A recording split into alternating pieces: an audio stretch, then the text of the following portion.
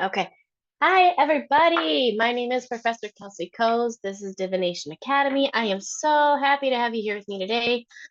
Today's class is on the Greek deity Pan, and it is part of my Divine Masculine Devotionals series where we go over the divine masculine energy.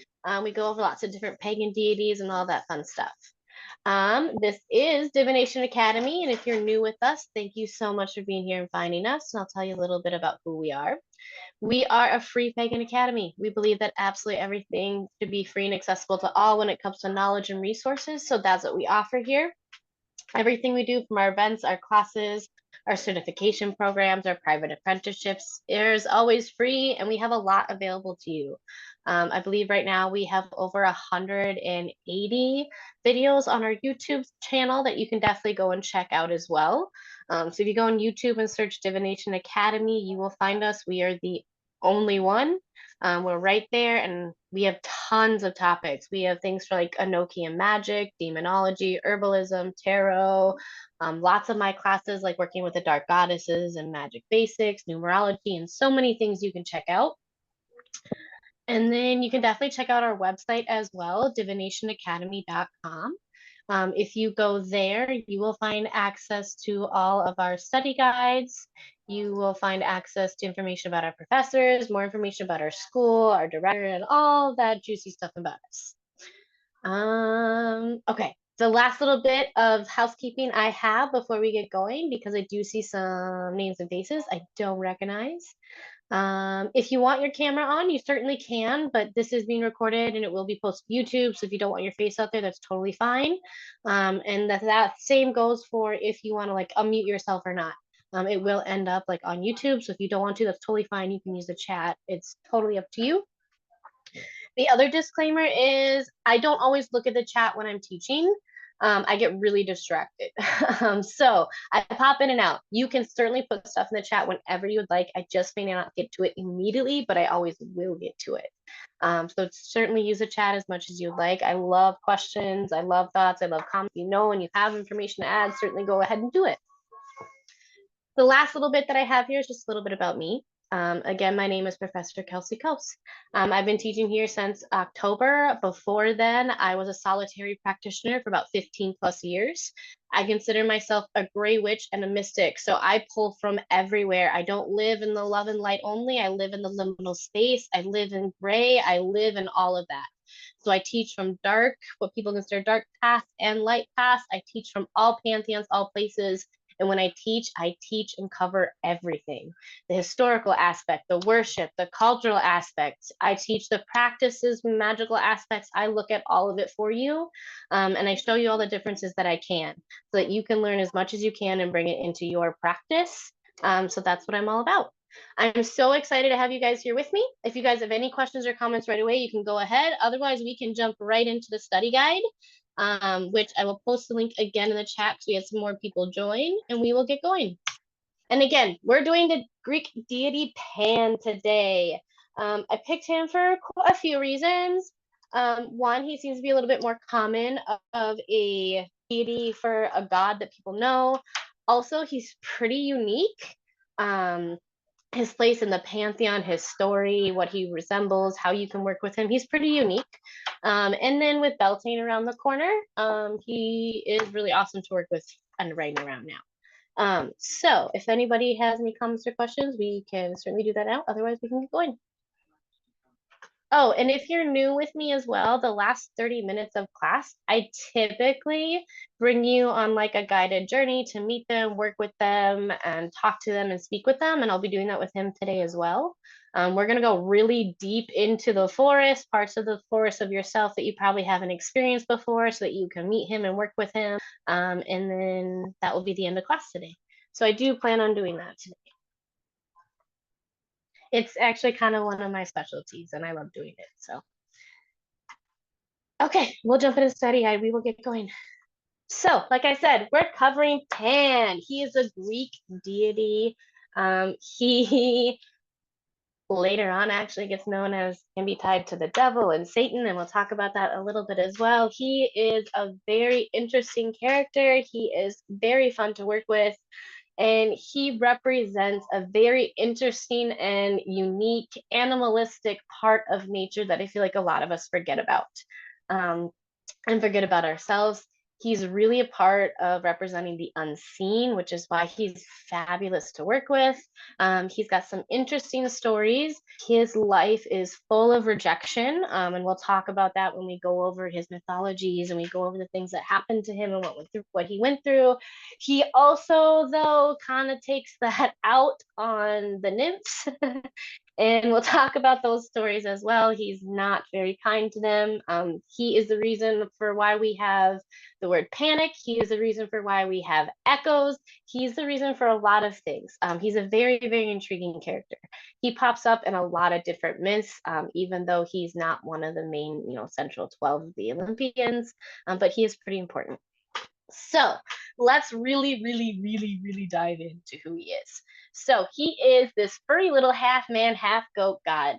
Typically, a lot of times you'll see him represented as like a centaur, and he'll be connected with them. And he really represents and touches on our basic instincts, our basic animalistic, beastie, like the very beast, animalistic, wild nature that we are as humans, because we are that. We are divine and spiritual, but we are also animals. And we have that part of us, and he really represents that. And his attributes are far ranging. He covers a very vast range of things, that he can cover, like music. He has great connection to protection, lots of stories about guidance and protection and shepherding. He's a patron deity for shepherds, which we'll talk about too. And he's very central to a very specific region of Greece. And we're going to talk about that as well. So I think when it comes to Pan, one of the reasons why I find him most intriguing and most interesting is he's actually probably one of the most well-known like Greek figures. If you really think about it, almost everybody knows about Pan in some way, shape, or form. They see his image everywhere. He pops up a lot of places. He's very commonly known like right alongside Zeus, like right alongside the Big 12, even though he's not a part of them, which I think is what's so intriguing about him. And because of this, and because of what his name means, which literally translates to all, there's actually a lot of theories among scholars and among archaeology and among a lot of historians that he's actually probably older than any of the other deities, and he existed much before them. So it's actually very much thought that he's older than all of them. He is more powerful than all of them, and that is also why, like in his story, you see when we talk about it, like they literally like bring him in, because he is that powerful. He's just so much older than them, which is another reason why I think he's so incredibly intriguing. Because like I said, this really is thought that he predates them. He predates most of the Greek pantheon, most of the Greek gods. So the most common central way that he was worshipped and known for was Pan was known as a Greek god who was a patron of shepherds and hunters very specifically. So he was the one who would watch over them and their flocks. In another sense, as being a shepherd, he would watch over those who would wander into the wilderness. He would be there as a shepherd and a guide and a protector to make sure they were safe and bring them home. He's seen actually in quite a few myths in this sense. We'll talk about a couple later. And then he was also known very primarily as the Greek god of nature, of specifically untamed wilderness, the very dark, unseen, overgrown parts of the wooded areas and forests, and like the wild part of nature and untamed wild and wilderness. He wasn't seen as like an agricultural nature deity. That's not how he was seen. He was seen very much as representing those very wild, untamed parts of nature, the part of nature that as much as humans like we try to sometimes just like not deal with and avoid because of fear and get away from, like we can't, like it's there, nature's going to come back, it's going to take things over. And he really, really represents that essence of nature, which again makes him really, really unique. He was also known as God of the Meadows as well because of his attachment to shepherding and the flock and caring over the flock and sheep and goats and all of that fun stuff. And then because part of like shepherding, the wandering in the forest, he's also known as being part of the God of the Wild Mountains as well. In a couple of different stories, he's actually called upon, even specifically by Zeus, because he knows the mountains and the caves so well, because he's a very carefree deity who literally just like wanders. He has no aim or goal for where he's going. And so he's very familiar with his terrain and his territory. So he encompasses like a lot, like every aspect of that wild, rugged nature, the very rural aspects of Greece in that area.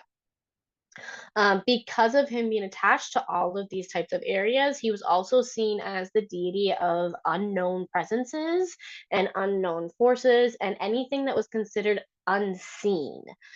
So in some sense, he was sometimes tied to the underworld, almost more often than like Hades, aka Pluto.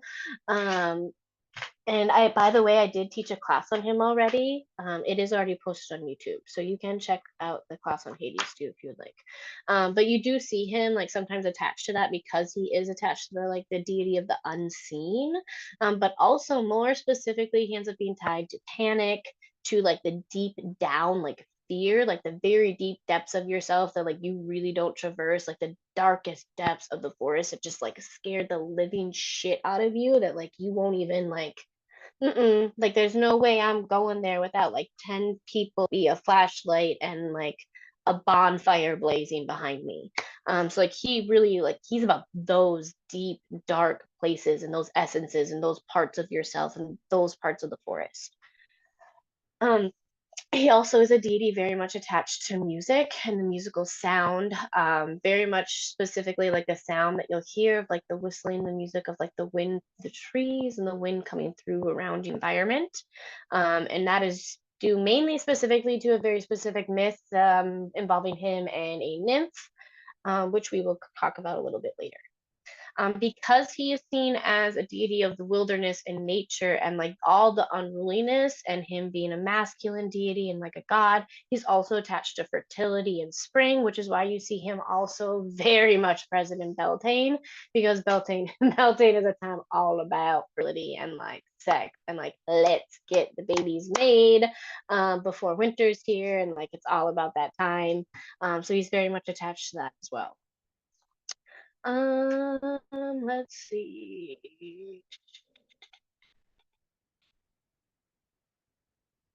Man, I did all that. And it was literally just the first intro. Give me 1 second, guys. I just want to make sure I didn't miss anything.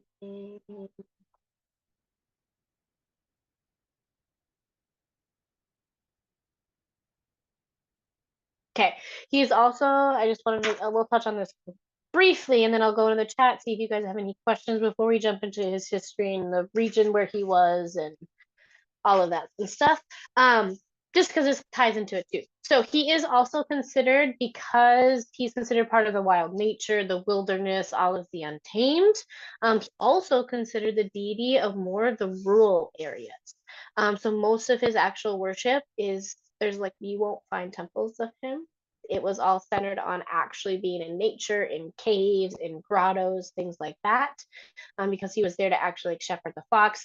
And he was known for like being the actual prime like patron deity of any like very rural village, any rural area that's very rugged, and a part of that type of culture and community, because he was also considered this patron god specifically of Arcadia, which is a very very rural area.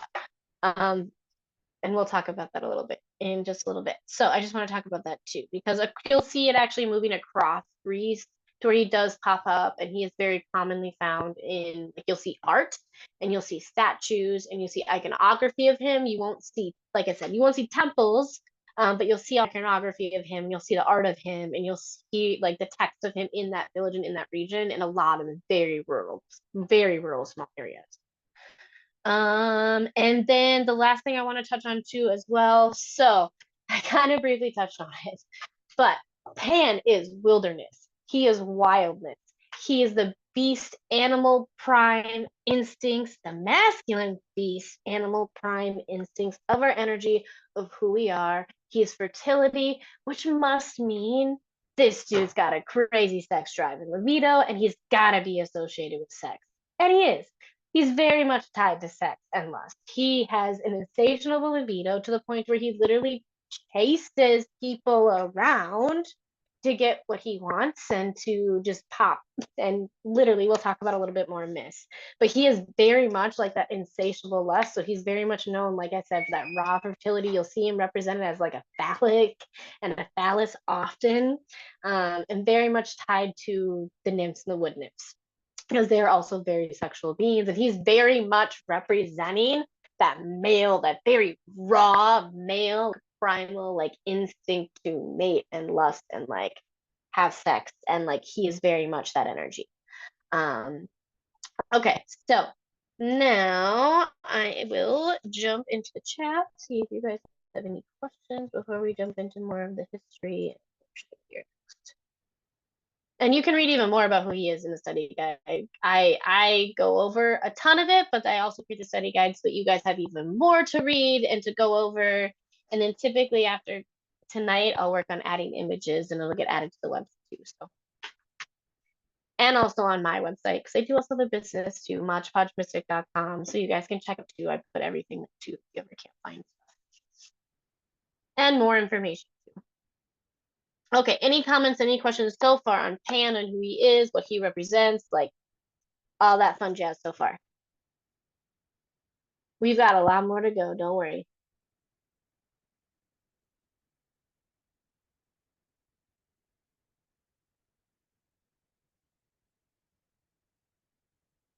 Okay, I'll jump back in then.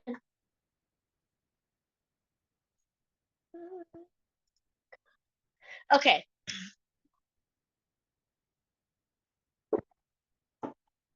So when it comes to history and worship of Pan, there really isn't any evidence of Pan's mythology prior to 500 BCE, but it's most likely that he was known in some way, shape, form way before that, especially in the native area of Arcadia, which is where he's very much known for. They're even thinking that it's possibly going all the way back to the Bronze Age that he's most likely known and he was probably worshipped. And usually probably more off, he's popping up around the Mycenaean period. There's a goat-like god that shepherds all the goats, shepherds all of the sheep that originates in that area. I'm probably going to be pronouncing it wrong, but Agapin, it's Aegipin. So it's very similar name, it's a very similar visage, it's a very similar story, very similar stuff. So we're thinking there is thoughts that he actually is possibly tied to that as well. So that's why we say like we don't really have any evidence of him prior, but it's very, very like he was most commonly worshipped, like they talk about previously, in a region called Arcadia. There were a lot of cults dedicated. He did end up moving later on because there's a story of him helping in battle in war with the Roman Empire, within the Roman Empire. He actually ends up having a little bit more cults and a little bit more of a groundhold in Athens as well. Especially around the 5th century BCE. He ends up tied at that point also to the Roman counterpart Faunus, which is another nature spirit as well. So ancient Arcadia, the region where the primary part of his worship was, and where you really see him come popping up at, it was a mountainous area in central Peloponnesus. That's still probably didn't pronounce it right. But Peloponnesus.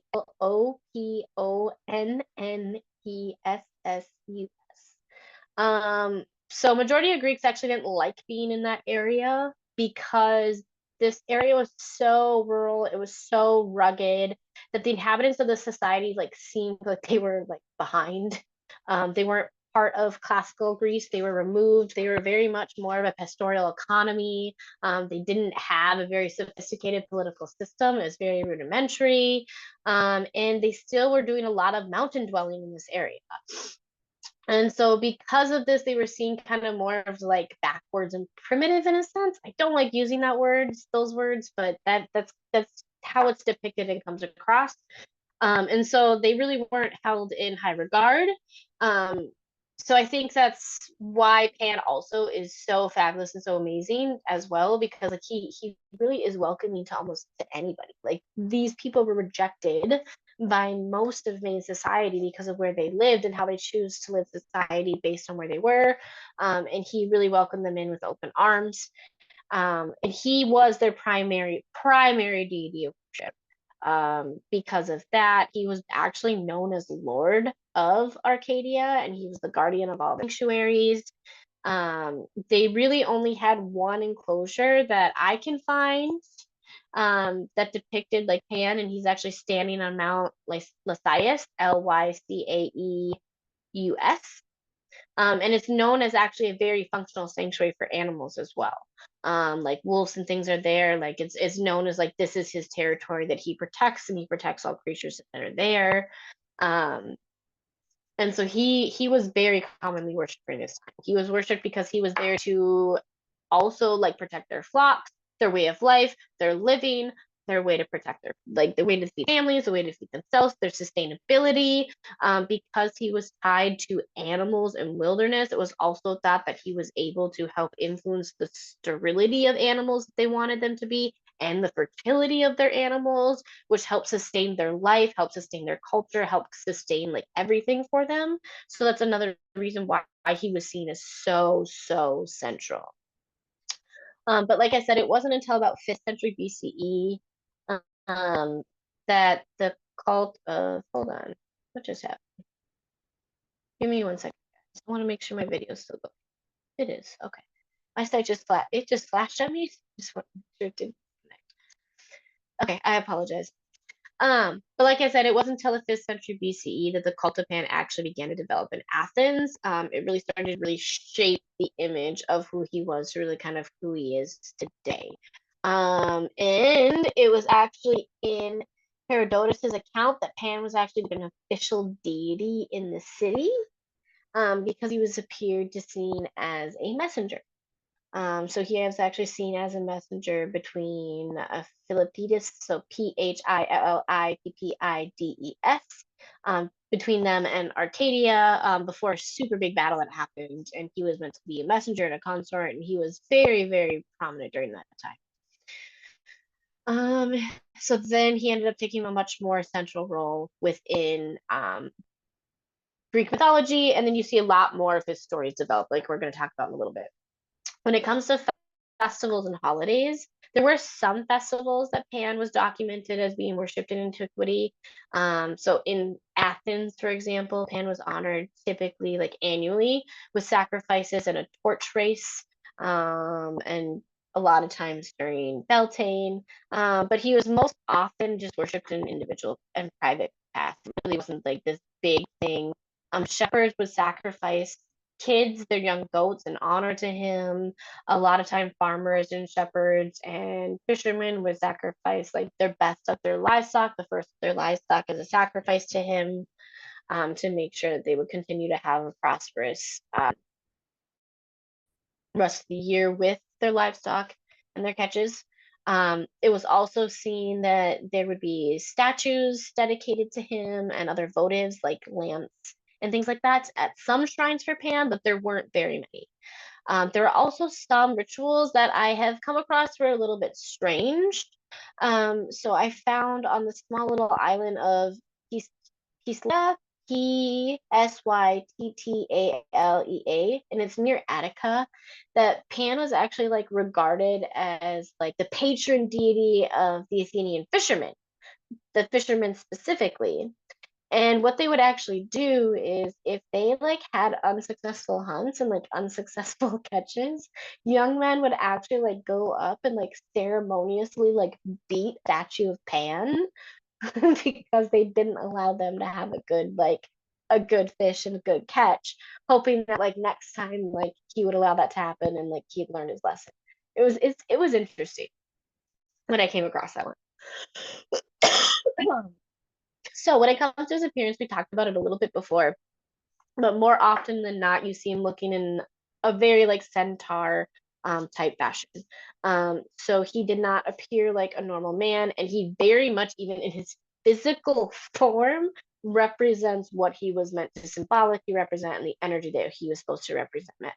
which is the cosmic duality between the divine, which is the human half of himself, and the animal nature part of ourselves, which was the bottom, like horse centaur part of us. Except for typically it's not a horse. Usually you'll see him as a goat. Sometimes you'll see him as like a fawn, like a baby deer. Usually, though, in most arts, most depictions, you'll see the bottom half of the goat and the top half being a man. More often than not, you'll see him like even like standing up on the hind quarters. You'll see him having the horns of the goat. Sometimes you'll see him having like little fawn ears, but more often than not, you see him having the horns of a goat. He almost all like always he's got the hands, arms, all the appendages, upper appendages of a human male. Um, he also is sometimes depicted as like different ages. Sometimes you'll see him like much older, in some because it's thought that because he's the aspect of the wild nature, he would of course have the ability to shapeshift and change. So he'll change his age depending on like the type of guidance and what he's doing. So if he's providing more guidance and shepherding, he'll feel and seem more like an older man. You'll see him more like that in some drawings. You will also often see him holding like a shepherd's crook. Very often you'll see him with his panpipe. You will literally see him with his panpipe. Um, that's more often than not you will see with him. When it comes to his lineage, I love doing lineage for deities. I love it's just it's it makes me giggle and it makes me laugh and it makes me wonder like many of us humans think that we actually know like our family lines. The gods don't even know. Um, but so his parentage, like most deities, is unclear. Um, I actually found like 14 different versions. I'm not kidding, literally 14 different versions of his parentage and his lineage and who it's thought to be who his parents are. But most commonly, it's considered that he is the son of Hermes and a nymph named she usually goes by two names, Penelope or Dryopor, Dryopeor. He also commonly we see him associated with Zeus, sometimes as his father Apollo, sometimes as his father Kronos, sometimes Odysseus, and then like I said, literally found like 14 different versions of his parentage. The story of his birth, though, seems to be pretty consistent and pretty common. There's only like two or three different variations within it, which I'll tell you here when I'm going over it. So the story of his birth is in the Homeric hymn, and it says that like when he was born, his mother, whomever she was, so she was the nymph Penelope, that when he was born, like when she put her eyes on him and he came out, because he came out like the way he looks, his very unattractive face. He's half goat, he's half man. When he came out, she was actually so distressed and so distraught and so disturbed and so upset at what he looked like that she literally threw him down and ran away crying and wanted nothing to do with him. Like literally ran away, completely rejected him, threw him on the ground, left him there. This is where we have a couple of differences with the story. One version of it is that he was found and taken up and taken to Mount Olympus by a couple different gods. But he was taken to Mount Olympus where he becomes actually just a very much a favorite of the gods, and that's why he's seen as a key central figure in mythology, even though he's not part of the main 12. And especially Dionysus and him. Dionysus and him have a really close relationship, and they are very much attached. In another version, it is said that Pan is found by nymphs and the wood nymphs, and he's literally just taken in by the wood nymphs, and he's raised by them, and he's very much attached to them. So like I said, despite suggestions that Pan was the son of an Olympian god, like he has that very like rough upbringing, which also might be why, because like it said he's thought to be the son of multiple different Olympian gods, why it was so easy to take them and bring him in and exalt him up with them. But again, even though we see like with his parentage, like I said, we have like 14 different stories, but we may also have that because I remember I talked about before there's very, very strong thoughts that he was older than them, that he existed before them. So how can any of them actually be their parents? And a key thing to that is when you look at the story with Artemis and when she like receives her hunting dogs, like Pan's the one who gives them. So a deity very old and primordial, like has to like have access to that to be the one giving it to her. So that's another reason why there's theory that his parentage and lineage is just so confusing and we just don't quite know much about it. Pan's name in the classical age of Greece, his name is literally associated with meaning all. It literally means all, like every, like all, simply all. But there are other theories and other thoughts, and there's other texts that suggest that it may also be tied to a very specific word from the Arcadian, which is where he comes from and where his origin is, that just means rustic. So it literally could mean that he literally is just the god of rustic and everything that is rural and rustic. Which makes sense because music's a very rustic thing too, and nature and wildness and like all of that. So that makes sense too. Okay, I'm gonna jump into the chat here before we start talking about powers and symbols and some of his roles and his responsibilities and how he shows up in them. Okay, do you guys have any questions, any comments at all so far?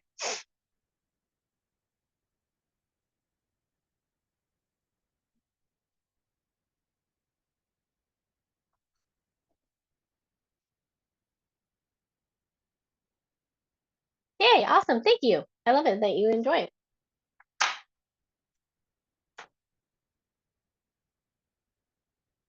And just remember, I'm not covering everything. You can definitely read it all in the study guide too. I found that when I try to cover everything in my study guide, we get rushed at the end. Yeah. Okay, so I'm gonna jump back in. I don't see anybody's hands any questions, so we will go back in. Okay, so Pan's powers and symbols. So, like the other gods of Olympus, Pan possessed enormous strength. He was very commonly known for being able to run for an extended periods of time. And it makes sense. Half of him is an animal, literally. And that he was actually incredibly impervious to injury. It was believed that he could transform objects into different forms, and he was actually able to teleport himself from Earth to Mount Olympus and back. That he had that ability of actual teleportation. Pops up in a couple different stories, which isn't actually common among the gods, by the way. He is depicted as being very shrewd and having an incredibly wonderful sense of humor and being very witty, being very jovial, just being incredibly carefree. In ancient Roman mythology, like I said, the similar god to him is Faunus, which has a similar idea. So, as the god of nature, shepherds, and flocks, he was responsible for covering the domain of any pastoral realms. He also had the ability to instill fear to those who are navigating through any forest or wilderness. He had the ability to make them disappear without a trace. Um, and with his ability of music and his great talent of music and his connection to music and his connection to panic and fear and the unseen and the unknown, his music was known to either be beautiful or to be memorizing and dreadful, and it could literally instill fear and be very, very bad for you. Like I said, he could either soothe you, enchant you, or literally just terrify you with his music. Oh, some of the symbols that you'll see associated with him are going to be his pan flute, um, and it's made specifically out of reeds, and we'll talk about that in a little bit further of why that even happens again. And then you'll see him being attached to like the natural circle of life as well, because he's responsible for making sure that flows and the understanding of it. Because like he is that wildness, that untamed bestiality of nature, and it's really about making sure that everything flows in the circle, like natural way of life, the way it's supposed to. Within his responsibilities, he, like I said, he was an incredibly unique position, um, because he really wasn't just limited to the pastures and the meadows, but he also had to take and guide over the well-being of those animals as well, which extended to a lot of different areas and parts of their life. The sustainability, the protection, and the guidance of them, making sure they, were protected. He's a very, very protective deity. But with animals, you also have to make sure that you have that kind, that gentle, that loving, caring, compassionate touch to be able to care for them and guide them and keep them safe. So he comes with that role and that responsibility as well.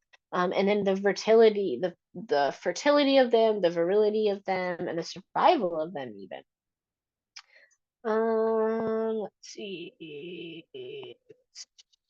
Okay, we're gonna get into Pan and his music because it's pretty important and it pops up in a couple different stories, and it's one of the key symbols for that. Like I said, you'll see in almost all his depictions, you'll see his pan flute.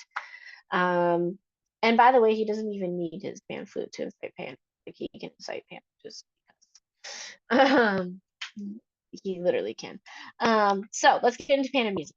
The mythological stories involving Pan usually involve him and a romantic interest or war, but usually him and a romantic interest in music, and typically him and that romantic interest that whoever he is making advances towards, they are not reciprocating. And so usually you'll see a lot of his mythological stories involving that. One of the most famous myths and stories about him is why he ends up associated to music.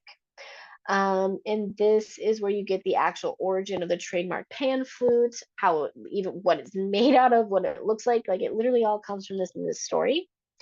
And what it is and how it goes is it begins with Pan. He experiences some very intense feelings of lust and love for a beautiful nymph who is specifically a follower of Artemis, which means she's got a very strict vow of chastity. Her name was Syrinx, Syrinx. And she did not reciprocate any of his advances. She did not want anything to do with him. Like she wanted nothing. She didn't want anything to do with anything. She scorned off anybody who tried to come after her, any of her pursue any of her advances. And as she was returning home one day from a hunt, Pan actually ambushes her. Like he literally ambushes her, like, haha, I'm gonna make this happen. And she immediately turns around and runs away. She does not stop to try to hear his flattery, does not stop to try to hear what he's saying. And because of this, he gets pissed off and he starts pursuing her. He pursues her from Mount Lycaon until they literally end up on the bank of River Landon. And here he overtakes her. Like she's like, shit, like I'm not gonna be able to get away from him. Like he's gaining on me. Like I'm not gonna be able to get away from him.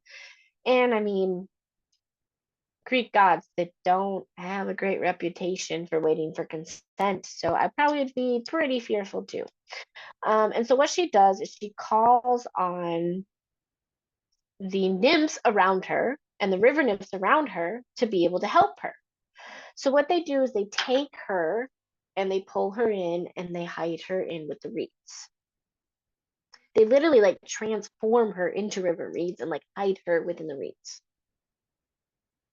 So when the air flew through the weeds, it produced like this very beautiful melody, which was what makes the pan flute sound like it. So he's hearing, Pan comes up to the riverbank, he hears this blowing, he hears this whistling, he looks down, he doesn't know like which reeds are her. So he actually like cuts them to try to look for them and find her. And in the process, he cuts her and kills her. So one of the versions of the myth goes because of this, he's so distraught, he's so upset, he's so like lamenting and crying. He takes the reed that was her and a couple of the others that he had cut. He fastens them together quickly. He makes the pan flute and he starts blowing in them to make the musical wind sound that he heard when he came upon the riverbank to cry about love for her. Others say that like he knew exactly which one she was, and it's all retribution. So it just really just depends. Most often than not, they say it's because of his love, but I don't know how it can be that much love because it's a whole other part of the story. But also in that story, notice like he's pretty crafty. Like he creates this entire new unit like pretty quick and on the spot. But it's said that she was considered to be like his first true love and a lost love for him. So he carries around the pan flute forever and plays the music from her out of it and from her in honor of her and the lost love that he has for her. When you see him in music again, it pops up again later. On another occasion, you see a pretty common myth and a pretty common story with him in music. Um, that actually has to do with him and Apollo, the sun god. And Apollo is very much known for music and like Slayer, and like he is formidable. Like no, it said that like nobody's better than him. Well, Pan said, "Nah, I'm better than you, bro," and he challenged Apollo to a trial of skills. And Tenuous, the mountain god, was actually like chosen to be the umpire of the competition. And so like Pan blew his pipes and did this really rustic melody, and he really seemed to like it. And Midas, also a very faithful follower of Pan, like happened to be present for when this happened. And then after Pan was done playing, Apollo played, and he struck the strings, he struck the lyre, and of course the mountain god was awarded victory to Apollo. Apollo, like everyone in attendance except for though Midas, King Midas was like, nah, like I agree with this. And actually King Midas actually said something about it. He actually like argued with Apollo, was like, no, like I like Pan's music better. Because I'm assuming Apollo was probably being an asshole and being pretty gloaty to Pan about it too. So I'm sure Midas is like, nah, like I'm gonna step up because he's probably saying, oh, like nobody liked your music, but no, I did. So he just did, and he actually like questioned the merit of the award and like that every like it was just fixed. And Apollo was pissed, didn't tolerate that, got mad, didn't want to listen to him anymore. And so he actually turned Midas's ears into those of a donkey. Um because he had unsophisticated hearing, so he would continue to have unsophisticated hearing for the rest of his life because he had unsophisticated taste in music. So that's another story where you see him when it comes to being musically inclined, and you see him popping up with music. I mean, I guess Echo kind of is about music, but I want to say that for a little bit later. Let's see here.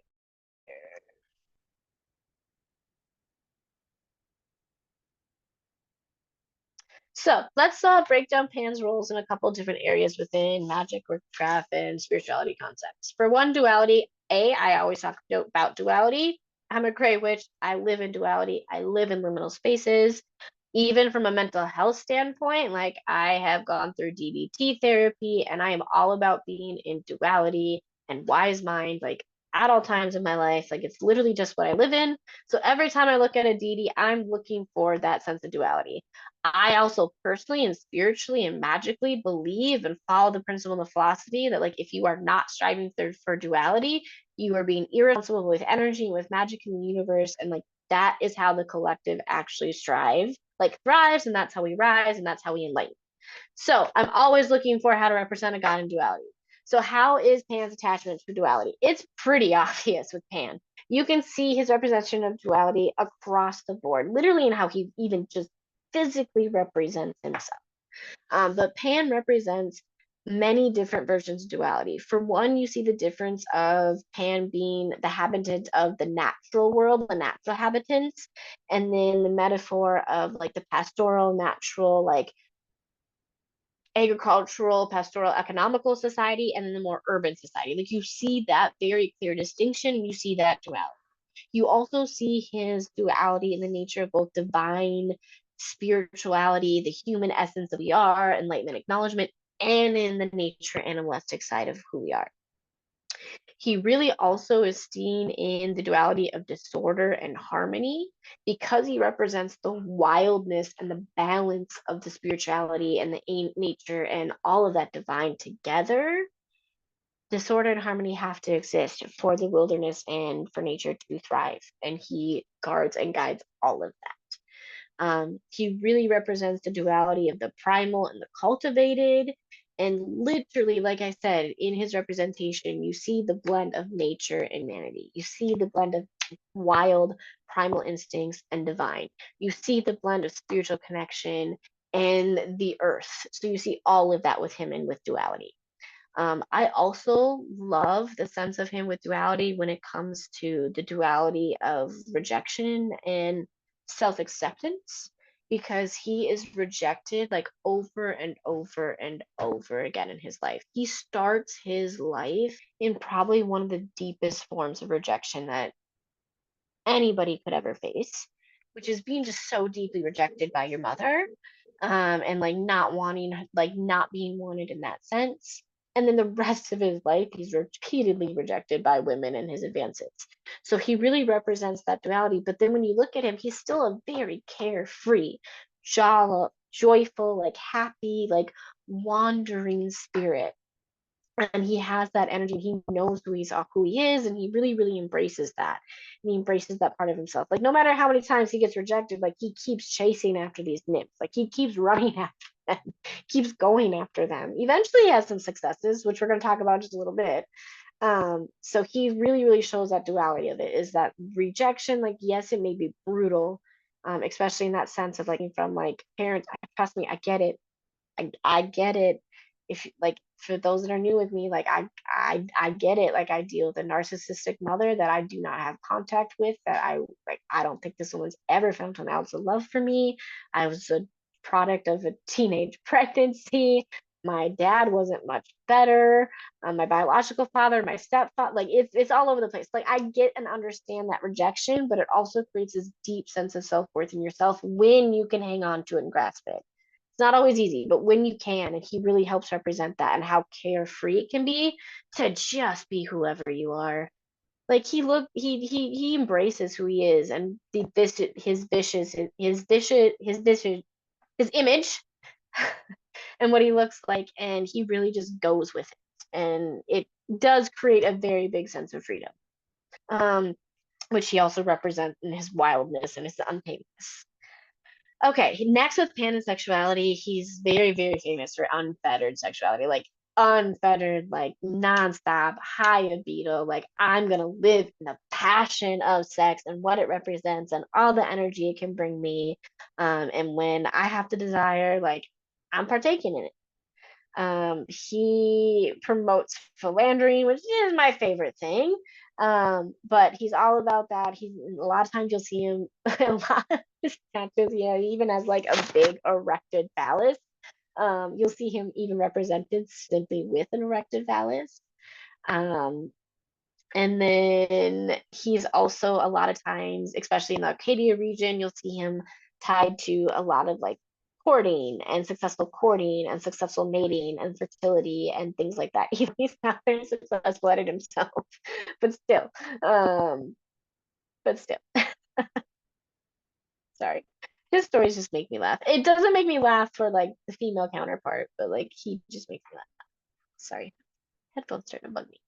Okay, let me jump into the chat, see if you guys have any questions. We're gonna jump into Pan's lovers and relationships, some of his offspring, and then we have a little bit more myths and legends to go over. I will briefly go over some of the ways to work with him, and then we'll jump into calling it in. We should be good for that here. Okay, do you have any questions, any comments so far? Go ahead, honey. If his music can like create chaos, but it also says that it can soothe, is that where the phrase, I can't think of the actual phrase, but where music calms a wild beast? What is, could that be where that came from? I haven't come across that, but it's possible. Hmm, I'll look into that. I could see that. It's possible. Okay, Let's thank see. you. You're welcome. Yeah, I just simply don't know. I just haven't come across that one, so I'll have to double check that one. It makes sense though. Like it makes sense. Um, Joanna, he reminds me of, haha, yeah. I get that a lot, and then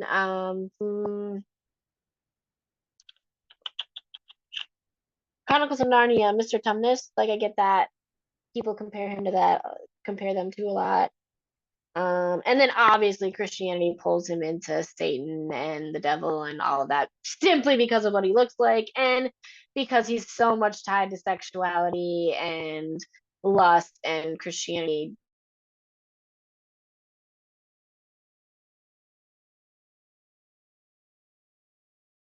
Hang on, we can't hear you.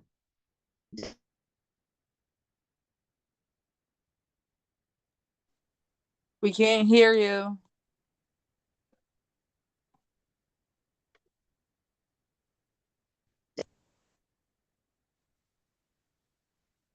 Okay, we can hear like a glitch once in a while. It just like you start to talk and then it goes nothing again. Okay, there we go. Can you hear me now? Yeah. Yeah. Yes. Okay. For some reason, my Bluetooth speakers decided to randomly disconnect on their own. Why? I don't know. Technology. Okay. So what was I? Where was I at? That totally threw me off. I think you're somewhere around a guy from Narnia. Oh, Mr. Tumnus. I see a lot of people having him represented to that, and then obviously Christianity ties him to Satan and the devil. So you see that obviously there too, and you see it also because Christianity don't like sexuality. They don't like people that are wanting with their libido and their lust, and they're just going to do whatever they want with it. And then also, if you look at it, his primary consorts are which are not humans. So he also promotes bestiality, and Christianity is not a big fan of that. Most people aren't. So that also like takes in that abomination type sense and feel. So like you see him represented with that as well when you're looking at like cross characters. Just not just because of you've you brought in that puck. Yeah, definitely. That definitely is a thing. Okay, so let's jump back in here. So Pan's relationships. He is, like I said, very much known for unfettered sex, unfettered lust, like going after his conquest. He loves nymphs, like many nymphs. There are stories with him. We already talked about the most famous, the most common one that people know about with it, which Syrinx, Syrinx. We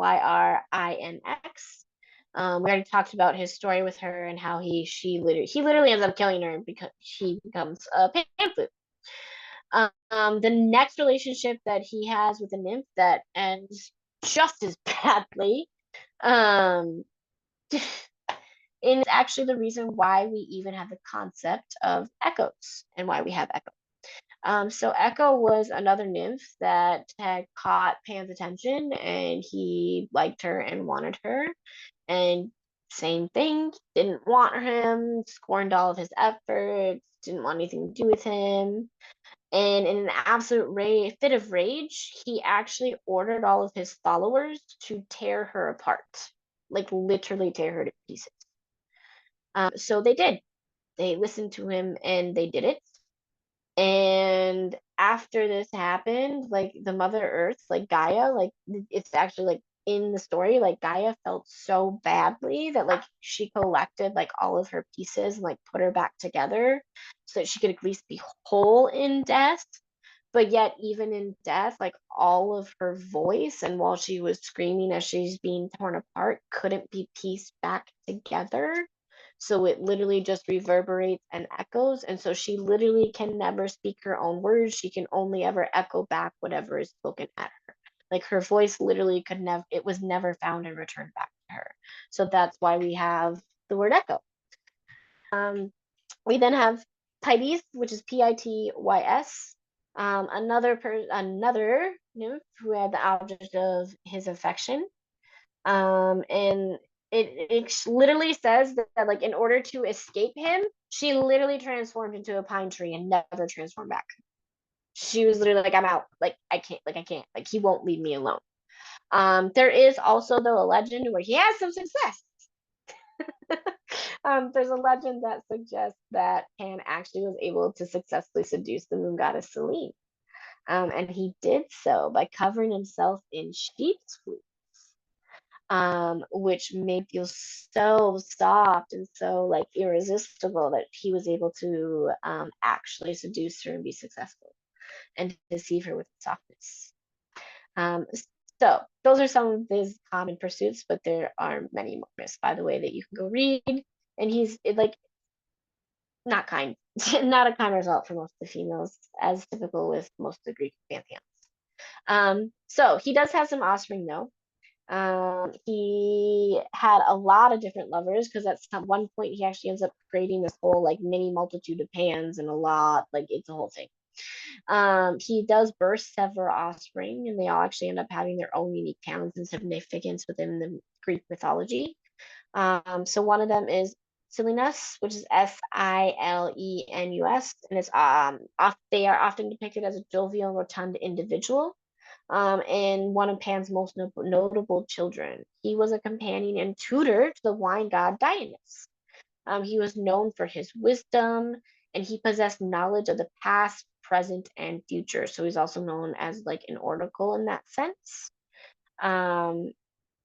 So it was said that he was often actually intoxicated because it was so difficult for him to actually have access to that information all the time, and that's why he actually hung out with Dionys all the time. And then Dionys was able to get some of that knowledge and get some of that knowledge like coached out of him while he was drunk too. So actually helped serve him too. And then this is also like another reason why like Pan and Dionys are so close, and like his son is like so part of that, and it's just another example of that relationship as well. Inks, Ynx, was the daughter of Pan and Echo. She was actually transformed into a bird, and she's often identified as a wine wreck. And she actually became known associated with magical spells that stir up desire. She's very much known for very, very passionate love. You then have Krotos, Krotos, is a very unique creature. They're part man. He was part man and part horse, and was known for an exceptional skill in archery and his love for music. He lived among the muses specifically, and he's credited with the invention of rhythmic applause. He was credited with the invention of clapping, and he was credited with the invention of quite a few different styles of music. And he actually was requested specifically by the muses to stay with them. The muses literally went to Zeus to arrange for that. And he was actually then placed among the stars, even. Then you have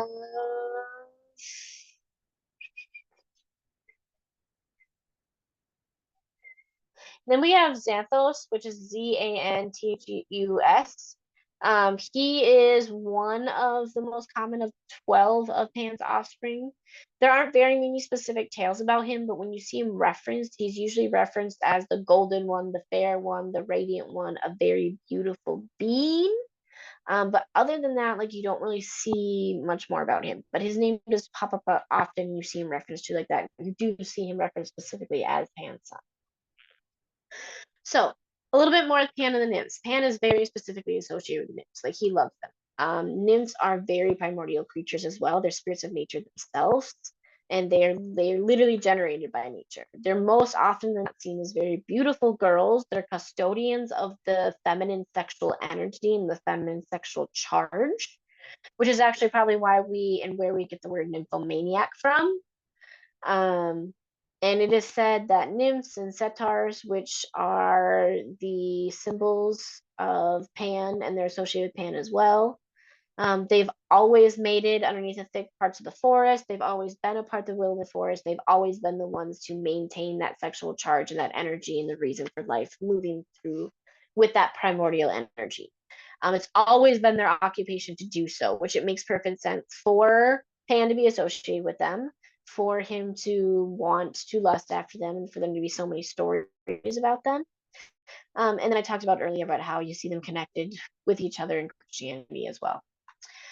There's a couple myths about Pan being attached to wanderers specifically and protecting and guiding them and shepherding them, which I talked about earlier, because he's not just the god of shepherding your goats and your livestock and your herds. He's also the god of shepherding those who are lost and wandering. So the Greek countryside was typically where like sheep and goat would be tended. So because of this, like it was very rugged terrain, it was very deep caverns, hidden grottos, a lot of that. So because of this, like it was a dangerous landscape. It was a dangerous place to be shepherding and heralding like your livestock. And Pan spent all of his time in that landscape. Like he spent most of his time in the landscape. There's not a ton of stories of him on Olympus. Like typically he's in this landscape. And so because he's also a part of the god that controls that entire domain, he's there to protect and guide it. Some myths where you see him prominently brought up in that is he does actually show up in some versions of the myth with Persephone and Demeter and the changing of the season. I'm not going to go into super detail about that because I taught a class on Persephone already and I went into crazy detail about it in that class. So if you want to go into detail on that story, you can watch that class. It's already on the YouTube channel. But in some versions of it, it's actually said that during that time frame when Demeter was wandering and looking for Persephone, um, that she actually stumbled upon Pan. Like Pan actually came across her. Like he actually like stumbled upon her and saw her mourning, saw her so upset. And he had a general idea of where she was. He went back to Zeus and informed Zeus, and Zeus actually then later came to him and asked him, go find her. Like, you need to go find her. And he was actually the one that was doing the messaging between Zeus and her through the negotiations between Zeus, her, and Hades on Persephone's time and her future and all of that. You do see him like pop up in that story, and in that sense he is there like guiding, protecting the wandering Demeter to get her back to her rightful place, and getting her back to her rightful place gets humanity back moving the way that it's supposed to be. In another story, he also actually comes across the beautiful princess Psyche. So against the wishes of Aphrodite, Eros had actually fallen in love with a princess, a human girl, this princess Psyche. And he took her away, but he made her promise like never to look upon his. Psyche actually did that, and when she broke that promise, Eros completely abandoned her. So she actually just started completely wandering the world, searching for him in absolute despair, lamenting and crying, and just complete heartbroken and complete misery. And she actually had gotten to the point where she was considering ending her life because she just was in such pain and misery. She couldn't do that anymore. And Pan stumbled upon her and came upon her in that time, and he tried to comfort her and tried to get her to not do that. She didn't reply, and she literally just continued to go on her way. Eventually, she does actually wins Aphrodite's favor, and she's returned to Eros and all that jazz. But like I said, you do see some myths. Pan, again, is very closely associated to Dionysus, which is the god of wine and feasting. You see him as being represented as the release of constraints on society's rules and order, which makes perfect sense why these two would have an incredibly symbiotic relationship. Pan is the wilderness, the nature, all of that primal, like, yes. And Dionysus is the society's rules, let's go. So it makes perfect sense that those two would have a very symbiotic relationship. They hit it off right away when he's taken in at Olympus. In some stories, he's the one that actually picks him up and brings him back. Others, it's Hermes because Hermes recognizes that's his child. But Dionysus loved music and sex, which just makes them very good natural counterparts. You do also, though, see those two come up together in a myth that has nothing to do with parties or any wildness or any sex or anything like that, that actually has to do with Dionysus going to war. In order to earn like his rightful place among the Olympians, like to actually be considered like part of the 12 and like to be considered like a main deity, Zeus told him that he literally had to go and win a war with India. Like he had to convince India that like they needed to be worshiping the Greek pantheon. And if he did that, then he would earn his rightful place. And you see Pan in that story. So you see Pan in that myth. He's alongside him. He's a part of that. You even see him like when he goes to negotiate with the ruler. You see him in battle. You see him at the celebration. In the study guide, I do break down that myth in crazy detail, so you can go look at that, and you can also read it. It's in almost any of the legends and myth books. I know it's in this one specifically that I have, and it's also in the complete world in Greek mythology that I have a couple of them that I have too. That story is pretty common. It pops up. Anyone's that talk about Dionysus, you should have that story that you can find. The next thing when it comes to Pan is Pan actually gives us the word panic. He inspires panic. It's one of his things that he can do. He is thought to inspire panic, paranoia, and fear, both like in a spiritual sense, a physical sense, mental, in every sense. He has the ability to literally take humans and reduce us to our most animalistic instincts and our most animalistic fears. You see this all over the place. Some people think that like that is why his mother ran away. It had nothing to do with his actual appearance. It literally was just he instills that much panic and fear, and that is moment of birth, like it was just so intense that she was overcome with it. There's also tales of when he is at war where he blows his panpipe and it literally causes panic among the other troops and fear among the other troops to where like the Greeks are able to win battles. And he creates immense fear. There's other tales of him creating immense fear of the sound of his panic that he creates with his flute in the forest. So you'll see lots and lots of different sounds of that. So it's actually said that that's where the word panic comes from. So sometimes you'll come across this theory of Pan and the Pans. So sometimes you see references of Pan being simply multiplied into like a mob of Pans and like goat featured woodland creatures that like a lot of times look like him. And you'll see it pop up in some poems. A lot of times they'll talk about as being like offspring of Hermes. And you'll see them pop up some places. Um, so I just wanted to briefly touch about that, just to keep an eye out for it. It's kind of an intriguing thought in theory. Um, the way that some look at it as like they all centaurs and all they may actually just be his offspring and his children because again, some scholars think that he's much older than the Greek pantheon. So he was before them, primordial before them. So he would be able to have that many offspring. Others think that because he has the ability to instill panic, that's literally just that is his panic. Like that is literally just almost like an apparition, an illusion, a mirage of his panic. When it comes across in writing, so you can keep an eye, like just look into that a little more if you'd like. Next, Pan actually, some believe that he is considered to be connected to the constellation Capricorn. His appearance is very similar to his, he represents a lot of the same things. Not quite all of it, but some of it. But some actually do believe that he was given the honor to actually be considered and placed in the stars because of the advice that he gave and because he helped to save the gods multiple times in battle, because of the comfort that he gave to many gods and the friendship that he gave to gods. And it's actually thought that after Zeus defeated Typhonus, that he actually rewarded Pan for his counsel to allow him to be able to defeat him.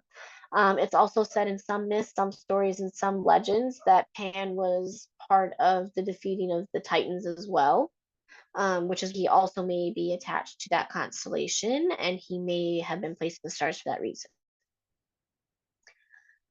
Okay, so we're going to touch on two more things about him, then I will jump into the chat, and then we're going to start talk about how to work with him briefly, and then we're going to bring him in. So the last thing I want to talk about with him is there's one incredibly unique feature to Pan that is just, it's so intriguing, and I will probably forever be chasing this part of him down. 'Cause it's so weird. So Pan is actually considered to be dead. He's considered to be dead right now. It is actually thought that Pan died between 14 CE and 37 CE. There is a poem that briefly talks about this. This Greek historian talks about it, where Pan is literally the only Greek god who's dead. What the story, it's such a brief little story. Also, it just doesn't make any sense. It's just so odd. But it's stayed and it has come, and I feel like it has a significance with the collective as well, which is why I want to briefly talk about it. But so what the story is that it's actually said and thought that there was a sailor named Thamos. By the way, an Egyptian sailor. And he was on his way to Italy by the way of the island Paxi. So you can go look at a map to kind of like figure it out. And as he was sailing out of nowhere, like on the winds, like across like the seawater and the salt water and like on the winds of the ocean, he hears a divine voice that literally just speaks out to him and says, Thamos, are you there? When you reach Politos, take care to proclaim that the great god Pan is dead. He hears this, he takes this in, and as soon as he takes in and is greeted with this news, the shores literally start to cry. And he just hears lamenting and crying, and he breaks down because it's such an intense feeling. So when he gets to his destination, he proclaims and he spreads the news and the word of this very simple story of what happened and lets everybody know that Pan is dead. And it's literally just accepted. So some people don't believe that story now because A, like it's an Egyptian sailor and it's just weird and it's such a small story and we don't know, we never hear anything more anywhere what happened, how he died, like nothing, like nothing, like nothing. That's all we have on it. I particularly think that this is incredibly interesting, especially from the collective standpoint, because if you look at what's going on environmentally, if you look at what's going on with the earth, if you look at what's going on cosmically, I mean this, even what's going on with the sun right now. But if you look at what Pan represents, which is the untamed wilderness, nature, like untamed nature at its core, and the environment. And if Pan is dead, and we have all this stuff going on collectively and environmentally and globally in our world with the earth, it makes sense that that would be happening if Pan is dead. Like the caretaker, the shepherd, the keeper, the protector of that environment is dead. He's gone. And humans are literally doing whatever the F we want. So I think that's why that small, tiny story is so important and why it's never left. And why that piece is there and why he's so unique. And why I feel like even though he's not part of the 12, this is another key reason why he's so important. Everybody knows about it. Because like a deity being dead is a pretty big deal. And especially one that represents our untamed wilderness and nature and environment. The last thing I'll touch on before I jump into the chat and we talk about working with him is there are some other important interpretations of him that are found throughout antiquity. So specifically in Stoic philosophy, it is thought that Pan is seen as the embodiment of the universe. It is literally noted that he is that. It is said that he is that because his translator's name is All. He is very much seen and adopted as the universe, noted as that embodiment, specifically in Orpheism. And then also in more modern times, you do see Pan represented in Wicca, specifically in the tradition of Wicca and Wiccan. You do see him specifically represented as the god very, very, very often. Because they represent the essence of the god and the goddess, and he's very often the depiction of the deity that is attached to that and tied to that. So you do see that often as well for other interpretations. Okay, jump in the chat and see if you guys have any questions, and then I'll run through the ways that I have the study guide that you can read of how you can work with him, and then I will call him in. Okay. You guys have any comments, any questions? And Honey's hand is already up. Go ahead, Honey.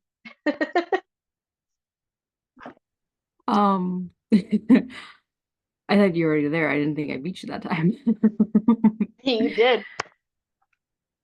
Um, just first a comment that him being dead almost kind of sounds like the very first uh National Enquirer article. That's funny. Okay. Um, how do satyrs fit into Pan? Because satyrs are also part goat. They fit in with being like literally a symbol of him. They're very much attached to them, and then also because they live in the woods where he is, where he resides, where he is where it is his domain. They also are attached to nymphs, and he is very much attached to nymphs. They are very much attached to him. Like he lives, thrives, survive like with them, and he's attached to them. I have seen some theories and thoughts that he could be just potential like the father of all of them, especially if you follow the philosophy and the theory that he's older than all of the Greek pantheons. Because I have seen some areas where they think that he is Sagittarius, not Capricorn as well. Like I've seen both. I view him a little bit the Capricorn, but I guess he's kind of Sagittarius though too.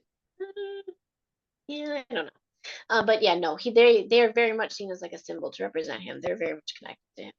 Does that answer your question? Yeah, but also, how does the if satyrs are symbols of him, but they're also goats, could it be like why the separation if there's Pan the god and then his offspring that are also called Pan, I'm assuming? Then Yeah. why are satyrs also just called like a completely different thing called satyrs and but the same species for lack of a better or race, I guess. You know what I'm Um. trying to get at? Yeah. I'm gonna say I'm gonna have to double check this.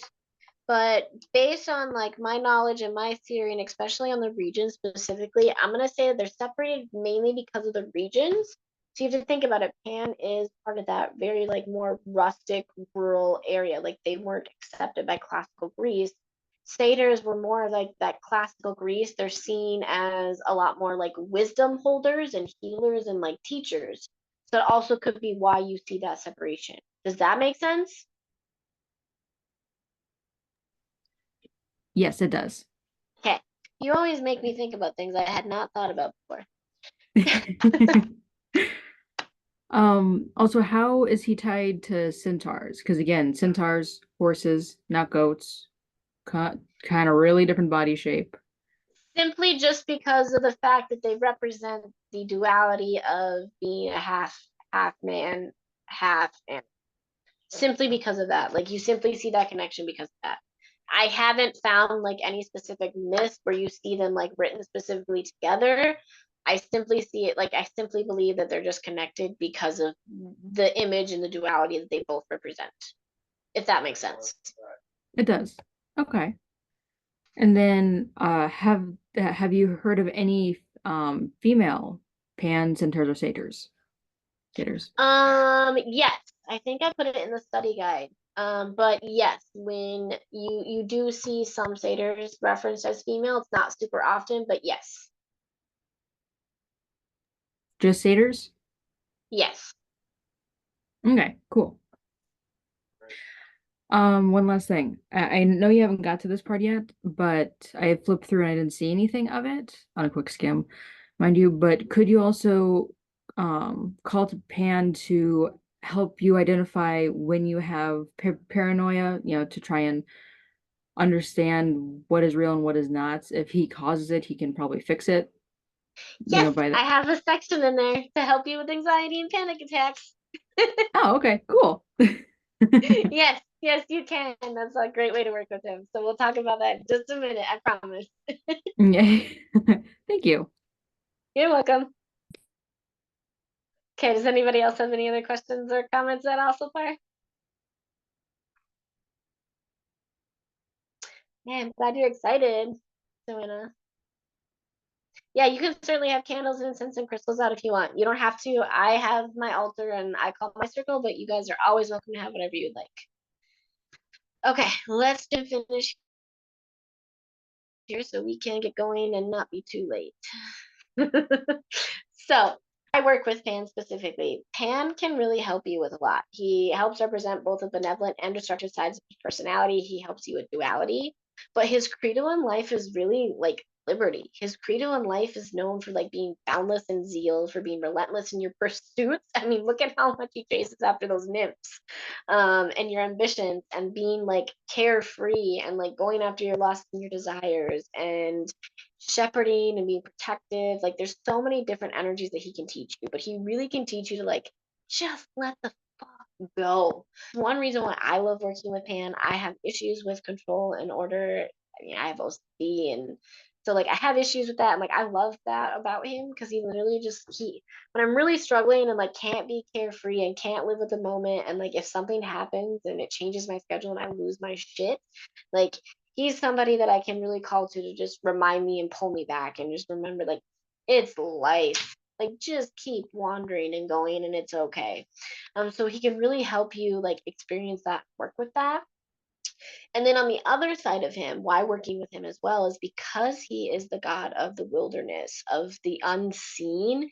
He can get you to some of the deepest, darkest, scariest parts of forests that are deep down in caves of who you are and help you work through that, whether it's trauma or anything that's unresolved or memories. Like when it comes to shadow work in a mask, like having him there as a masculine guide and like bringing you through is he's very, very like he can bring you to some of, like I said, the darkest places because he lives there, like he thrives there, like, and he knows like how untamed and wild it can be, but it's needed for growth and it's needed for all of us to thrive and to have a wonderful life.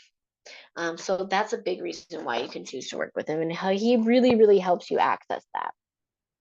And then because he's thought of possibly being older than all of the other the Greek gods and pantheons, like he's a very primordial energy. Like he's very, very old. Like he's a very, very old energy when you connect with him. So he doesn't really walk the same path that they do. He walks his own. He goes wherever the fuck he wants. He does what he wants, and so he really, really helps you walk a very, very unique path, and a very intuitive one. So, how you want to work with him? As always, you can work with him by connecting with any of his correspondences. Oh my goodness, this one headphone does not want to stick in today. I wonder what I did to my ear. But correspondences, if you haven't been with me before, what is a correspondence? Correspondence is an item or a symbol that's meant to connect you to a very specific energy through its representation. Correspondences can also be used to respect, to venerate, to honor, to celebrate. It can be used in that sense, but it really truly is just a way to connect you to a very specific energy through its representation. So like I said, you can use it for archetype energies, deities, you can use it for holiday, like so many things. The correspondences for Pan specifically are going to be the planet Earth, the element of Earth, animals, goats, centaurs, sheep, the masculinity, the masculine energy. Symbols are going to be the pan flute, nature, nymphs, phalluses, beast, panpipes, livestock, acorns, oak leaves, and a shepherd's crook. The colors you can use as correspondences are going to be greens, browns, reds, and earthly tones. In tarot and divination, the devil card.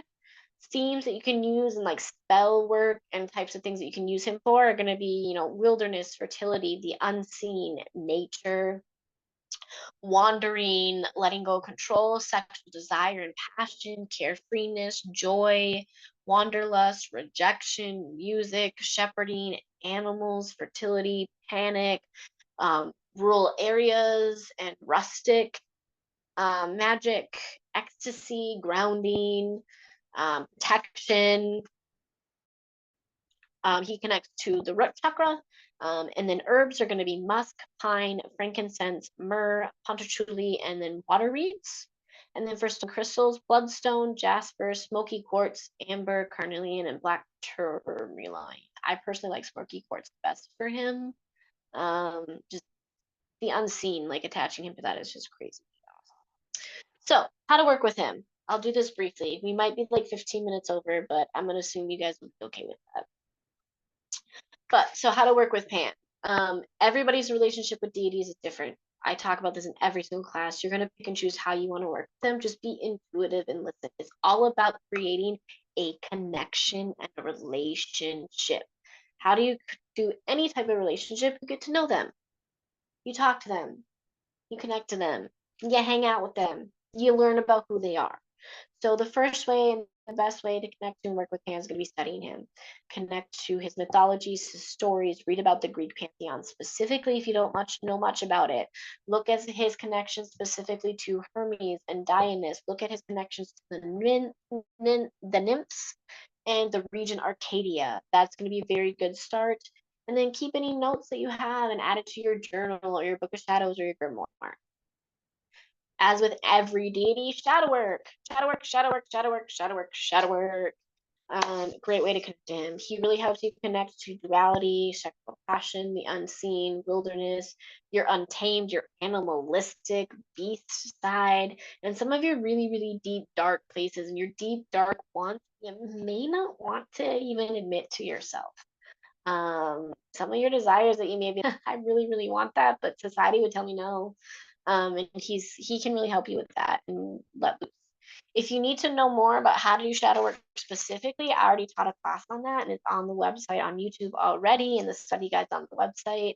And if you want one-on-one help, I offer that service as well through my business, modpodmystic.com, where I can do guided one-on-one help with you too.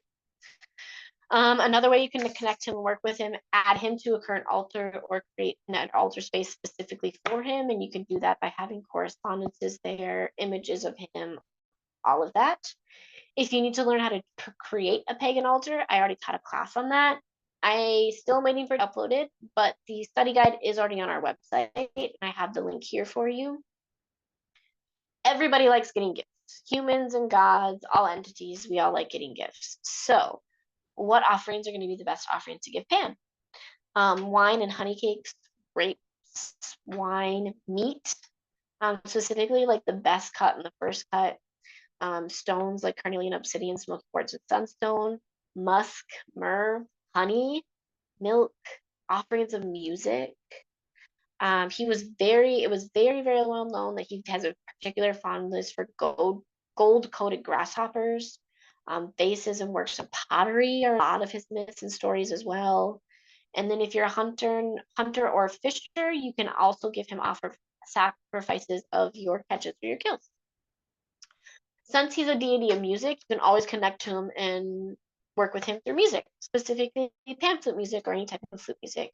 I mean, he believed he's more musical than Apollo, so music's a great way to connect him with him.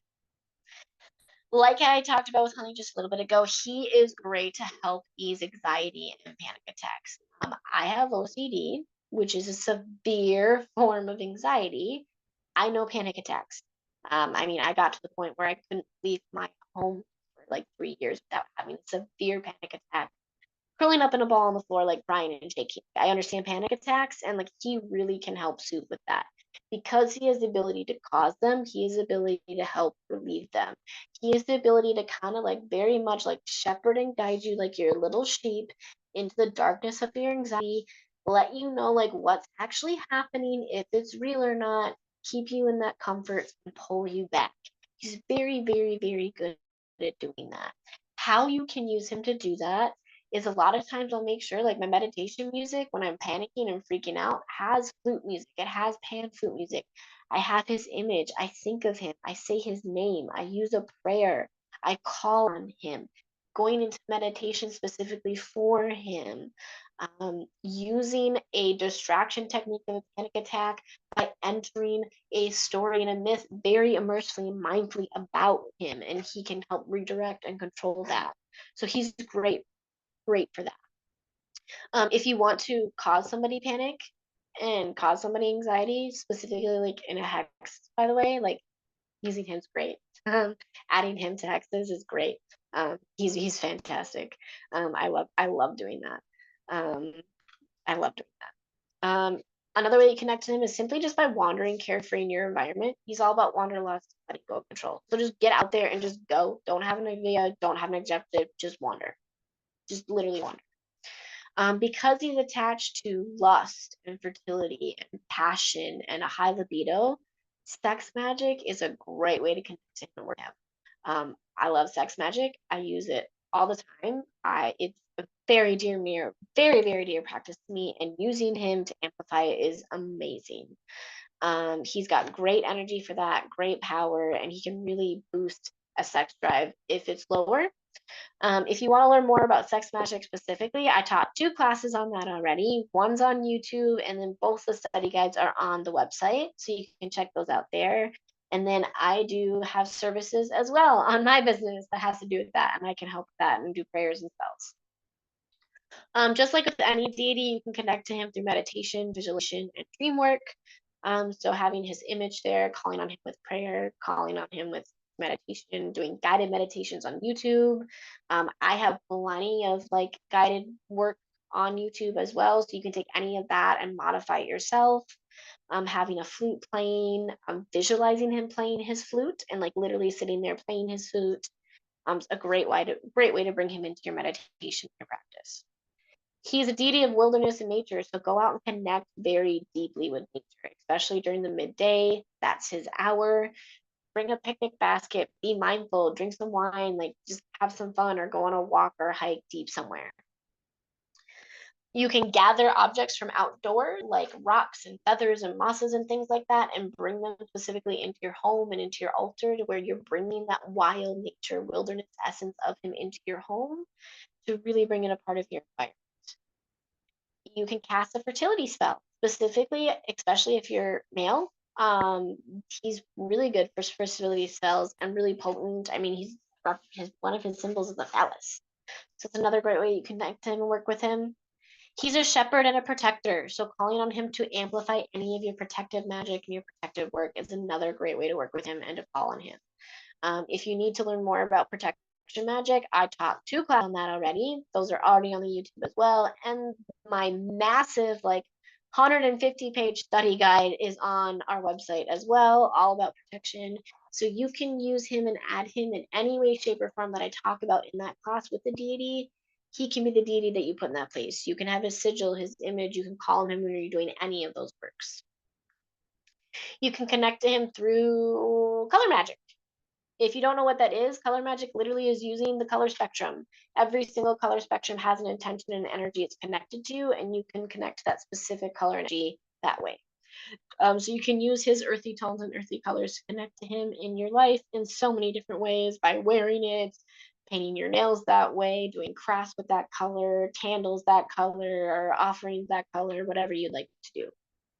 In the study guide, I wrote out a ritual for abundance that has to do with hands. You can look at that there and do that if you'd like. I also have a prayer for him in there if you like. That's very short, sweet, and simple. And then how you would know if he's calling to you. You're going to hear his name over and over again randomly. You might feel a strong pull to go in a deep wooded area. You might see goats or centaurs often. You might hear whistling music, especially like pan flute music, especially in the winds and the trees around you. He may come and visit you in your dreams. You may see reminders of Pan coming up often, like in TV shows and books and just media around you. You may just randomly hear pan flute music. That may be the elevator you hear all the time, elevator music you hear all the time now, and it just may be all around you. If you live in a rural area, he may already be calling to you. If you're connected to shepherding livestock as your profession, if you feel a massive, dramatic increase in your libido and sex drive, like literally, like boom out of nowhere, like it's probably him.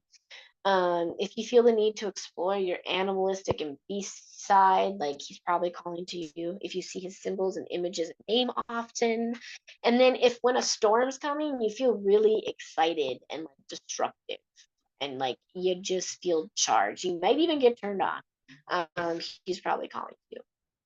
Okay, let me jump in the chat, see if you guys have any questions, because then I am going to call him in for you and bring you guys to the forest to meet him.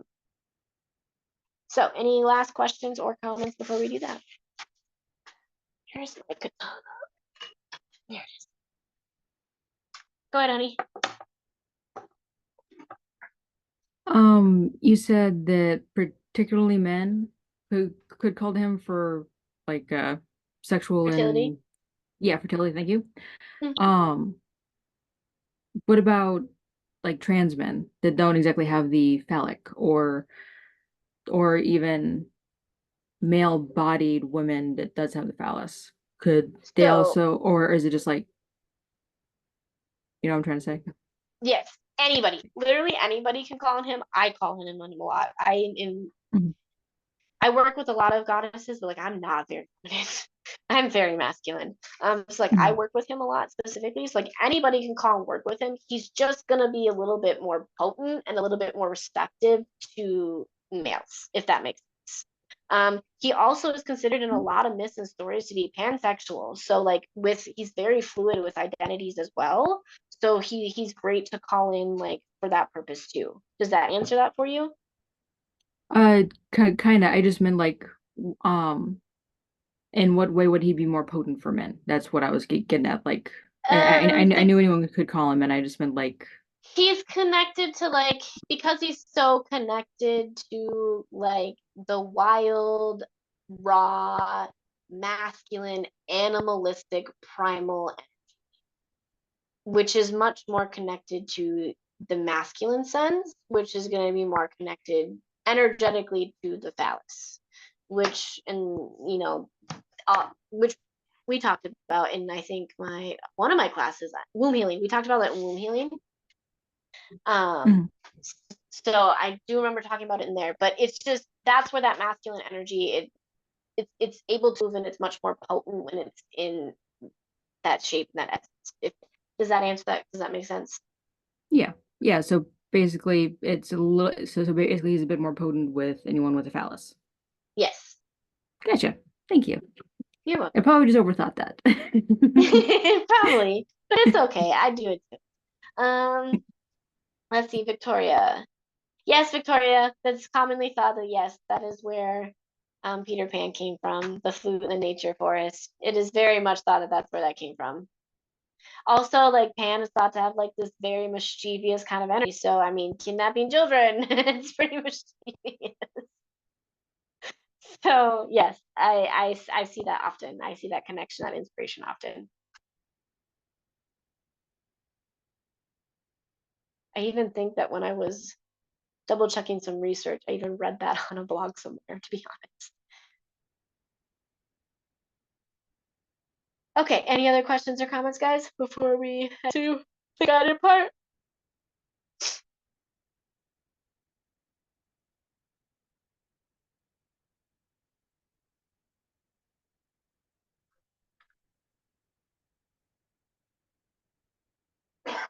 Okay, so since we do have some new people, so typically at this point, what I do is my camera goes off. I don't want to be a distraction because my body moves when I'm working with energy and casting circles and stuff like that, and I want you to pay attention to what's going on. So my camera's going to go off. I usually give you guys a few minutes to then go ahead and get yourself people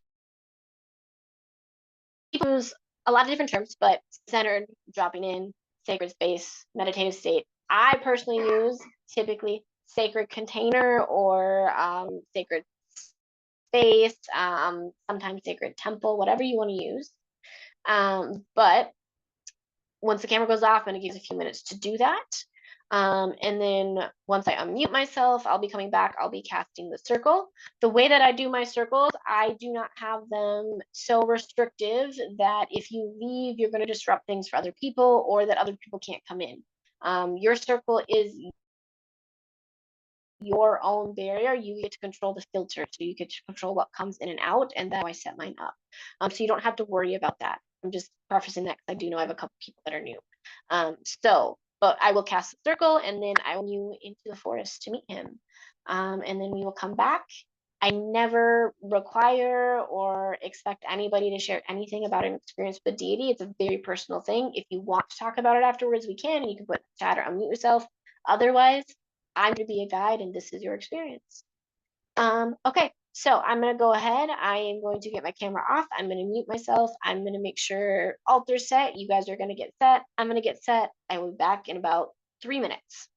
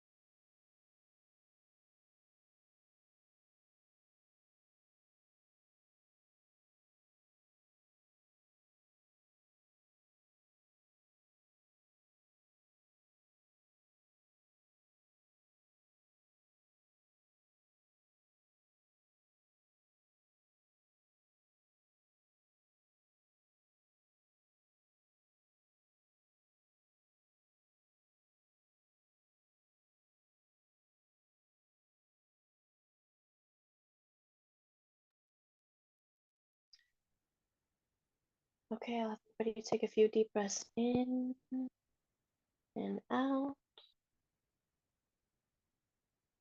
And on your inhale, you're going to make sure that you're grounded, you're centered, you're in sacred space or sacred container.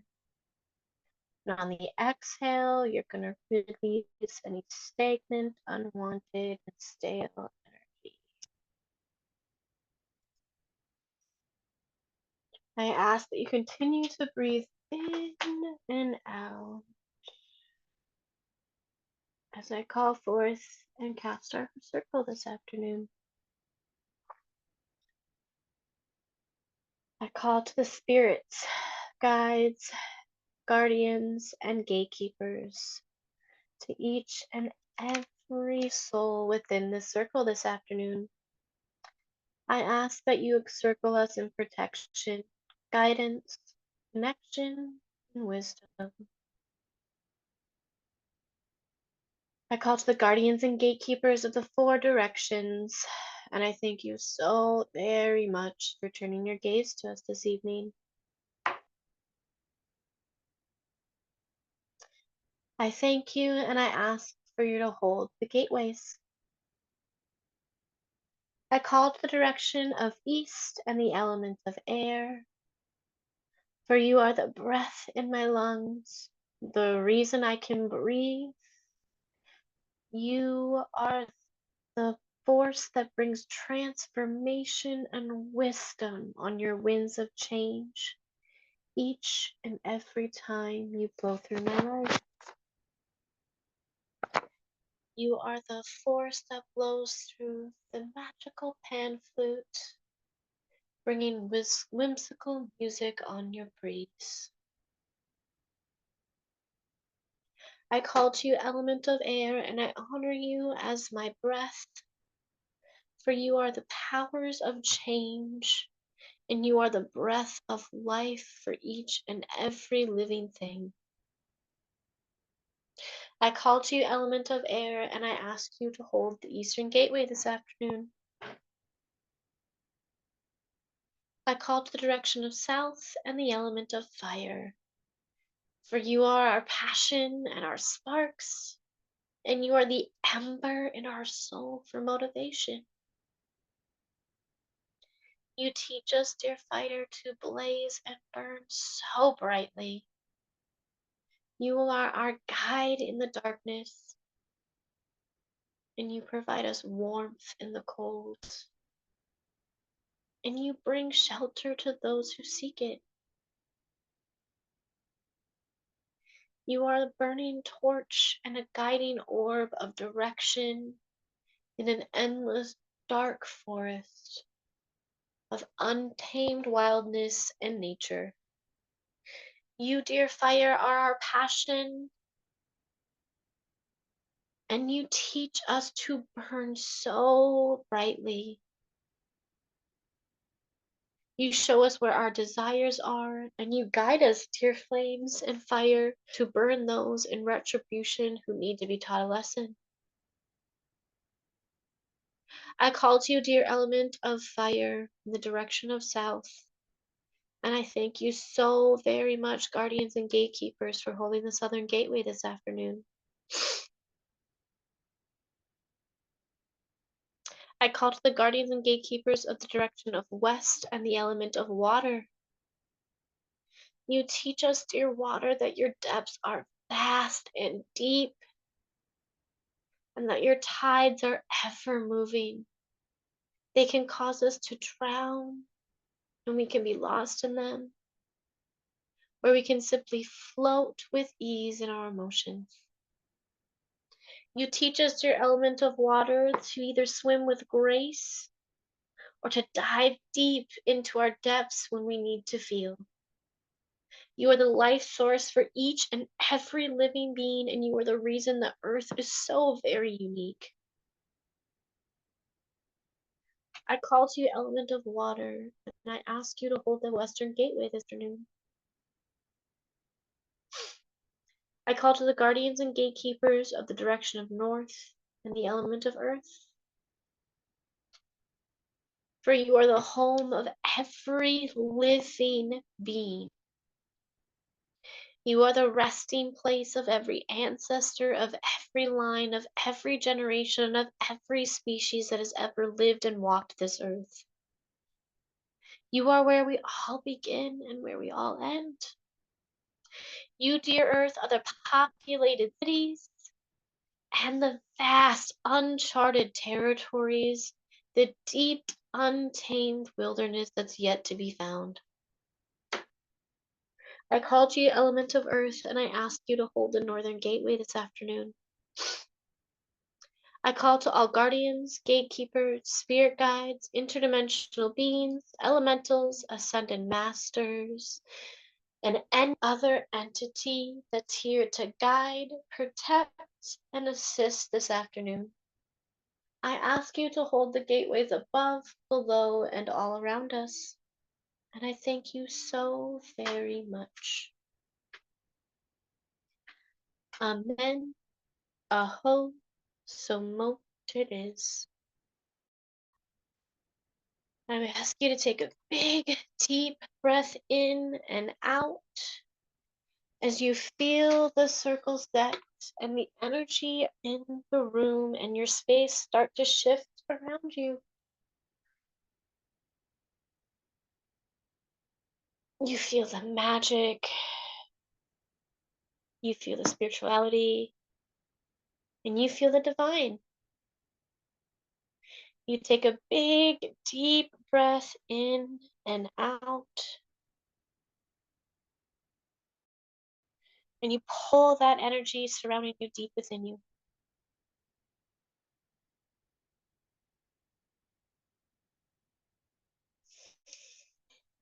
On your next big, deep breath in and out,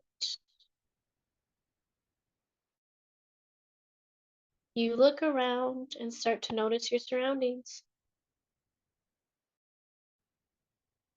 You realize it's very dark. You can't tell if it's night or if it's day, but you hear movement around you. You hear the skittering of little critters, the chirping of birds, the crushes of branches as things trample and move along top of it. You take a big deep breath in and you smell the pines, the oaks, and the trees. You smell the leaves and the dirt and the branches around you. And now you realize that you're outdoors and in the wilderness.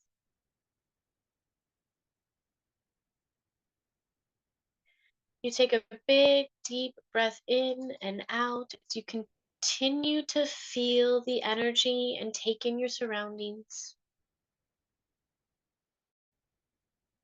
You continue to notice how dark it is. And you just feel in a very densely wooded space.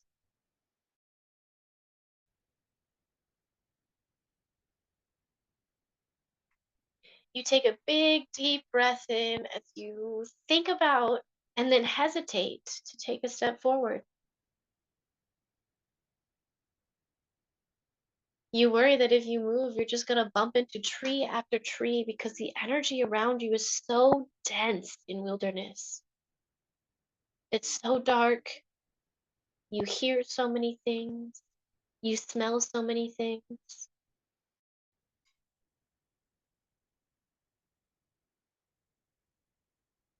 You take a big deep breath in, and on the inhale, you start to notice a little bit of fear and panic start to set in.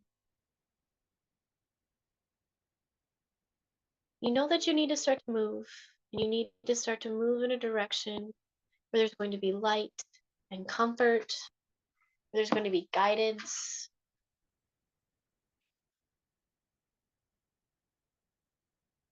On your next big deep breath in, you notice you feel an almost energetic guiding pull alongside you.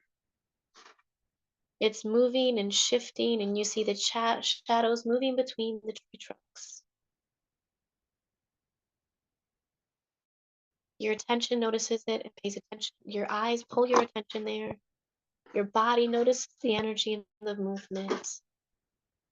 And though you feel tense, you feel a little anxious, and you feel a little scared,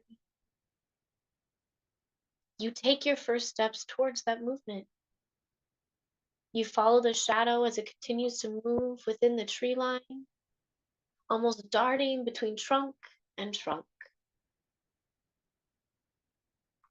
As you take a big, deep breath in, you feel your breath start to get more rapid and start to race.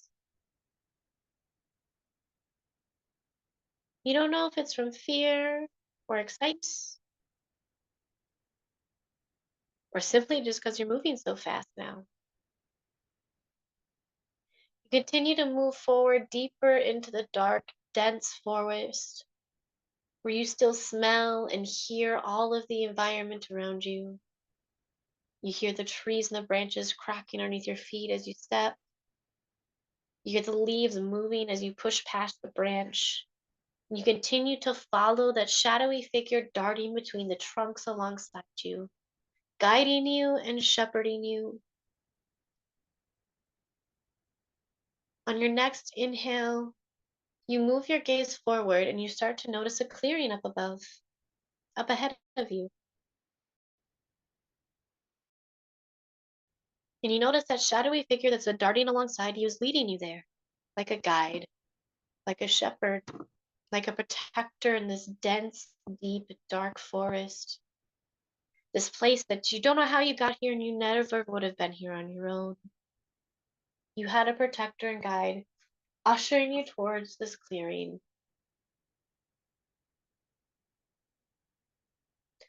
On the next inhale, you take a big breath as you step forth out of the dark, dense forest into the small pocket of light.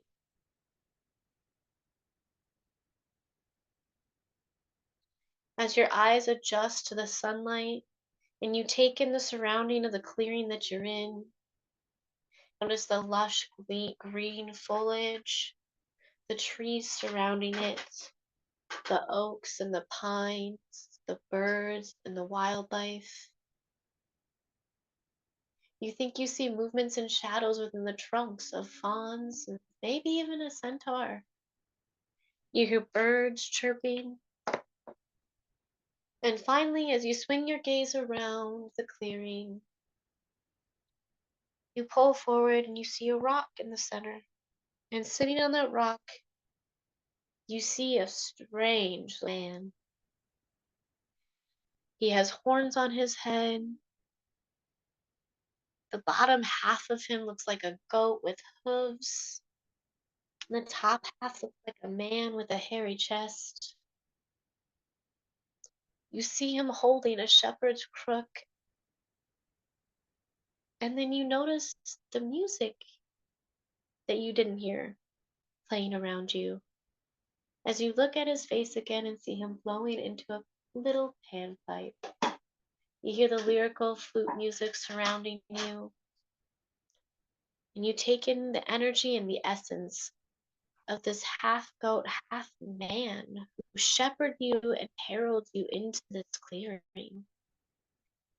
He guided you and brought you through the darkness and the thickness of the forest, the wilderness that was untamed without any path or anywhere to lead you,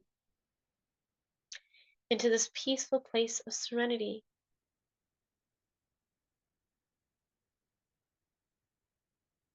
As you take your next big, deep breath in, you notice this half man, this half goat figure in front of you is no longer playing his music.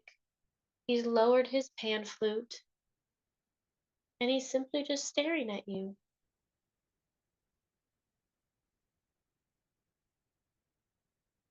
As he continues to stare at you, he looks directly at you and asks you who you are and why you're here. As you take a big, deep breath in and out, you ponder the answer to his question,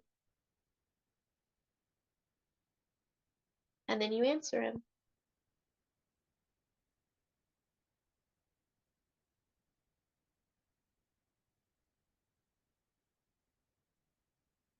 He listens to you and hears what you have to say, and then goes right back to playing his music.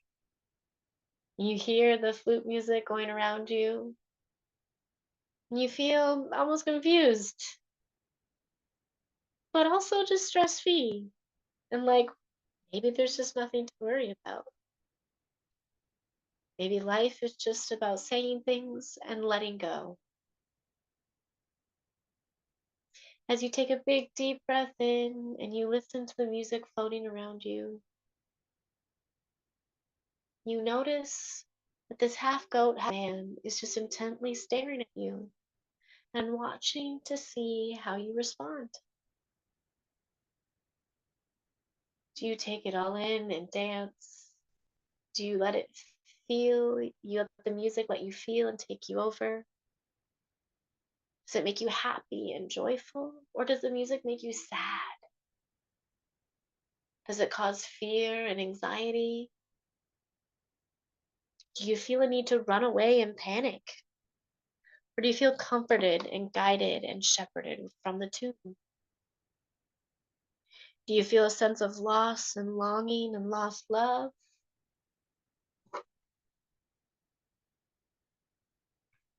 Or do you feel the need to simply just wander and let go and be happy?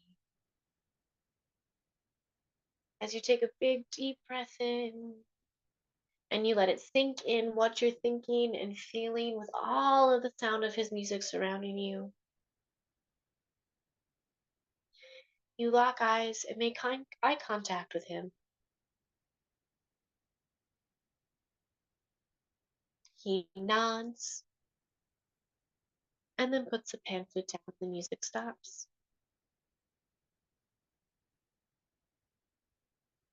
You take a big deep breath in and you feel all the energy and emotion surrounding you. Do you feel a need to go deeper into the depths of the forest or to stay here and bask in this cold? As you take a big deep breath in and you understand where you feel your pull, go deeper or to stay here. You look at the half goat, half man, and you ask him who he is and if he has a message for you. Can he guide you to go further and deeper into the darkness if need be? Or is he meant to be a shepherd and a herald and a protector for you here in this basking, glowing light, in the center of the darkest forest of who you are?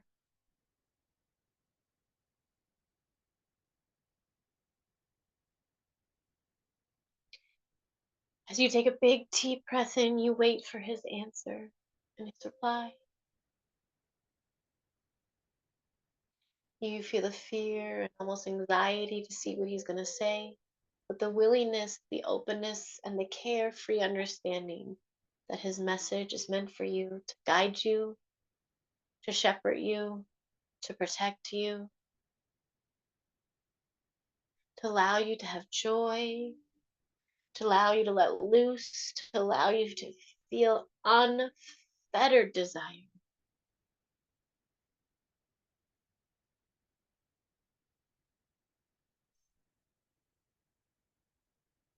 As you hear his message and let it sink all in, you take a big, deep breath in and soak in all the energy, the sounds, the sights, the smells, this space and this clearing, and the depths of the darkest forest is providing you. You ingest and take in and absorb all the energy, the messages, and the answers you've been given. You take a big deep breath in and out, and you look directly back at the God that you now know as Pan. You thank him for his music, his shepherding, his protection, his wisdom, his guidance. and his willingness to unlock your unfettered desires, needs, and potential. You thank him for being a guide for you in the darkness, in the depths of the forest of your soul and who you are. And you ask him to be here to guide you and shepherd you and protect you again through the wilderness and the terrain that is your soul, your trauma, and the depths of the darkness that you have to work with.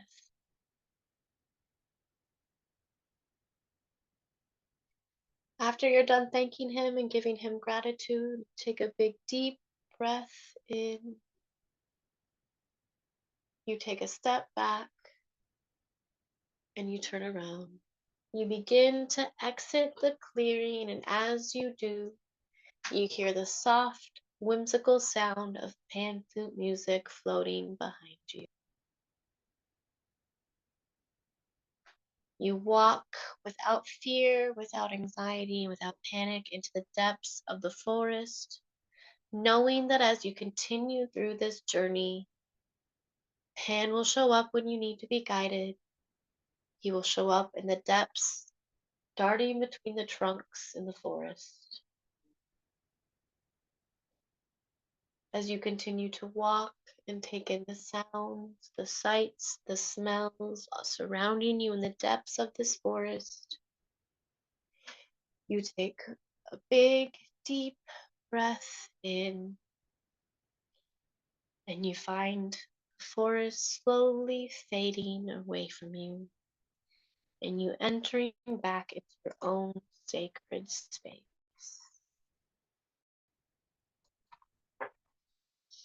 As you enter back into your sacred space,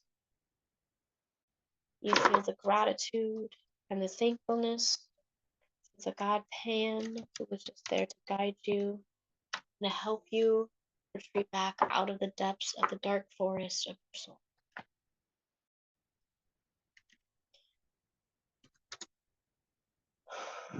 I call to the guardians and the gatekeepers of the direction of south and the element of fire. I thank you so very much for holding the southern gateway this afternoon, and I release you. I call to the guardians and gatekeepers of the direction of north and the element of earth. I thank you so very much for holding the northern gateway, and I release you. I call to the guardians and gatekeepers of the direction of east and the element of water. I thank you so very much for holding the eastern gateways, and I release you. I call to the guardians and keepers of the direction of west and the element of air. I thank you so very much for holding the western gateways, and I release you.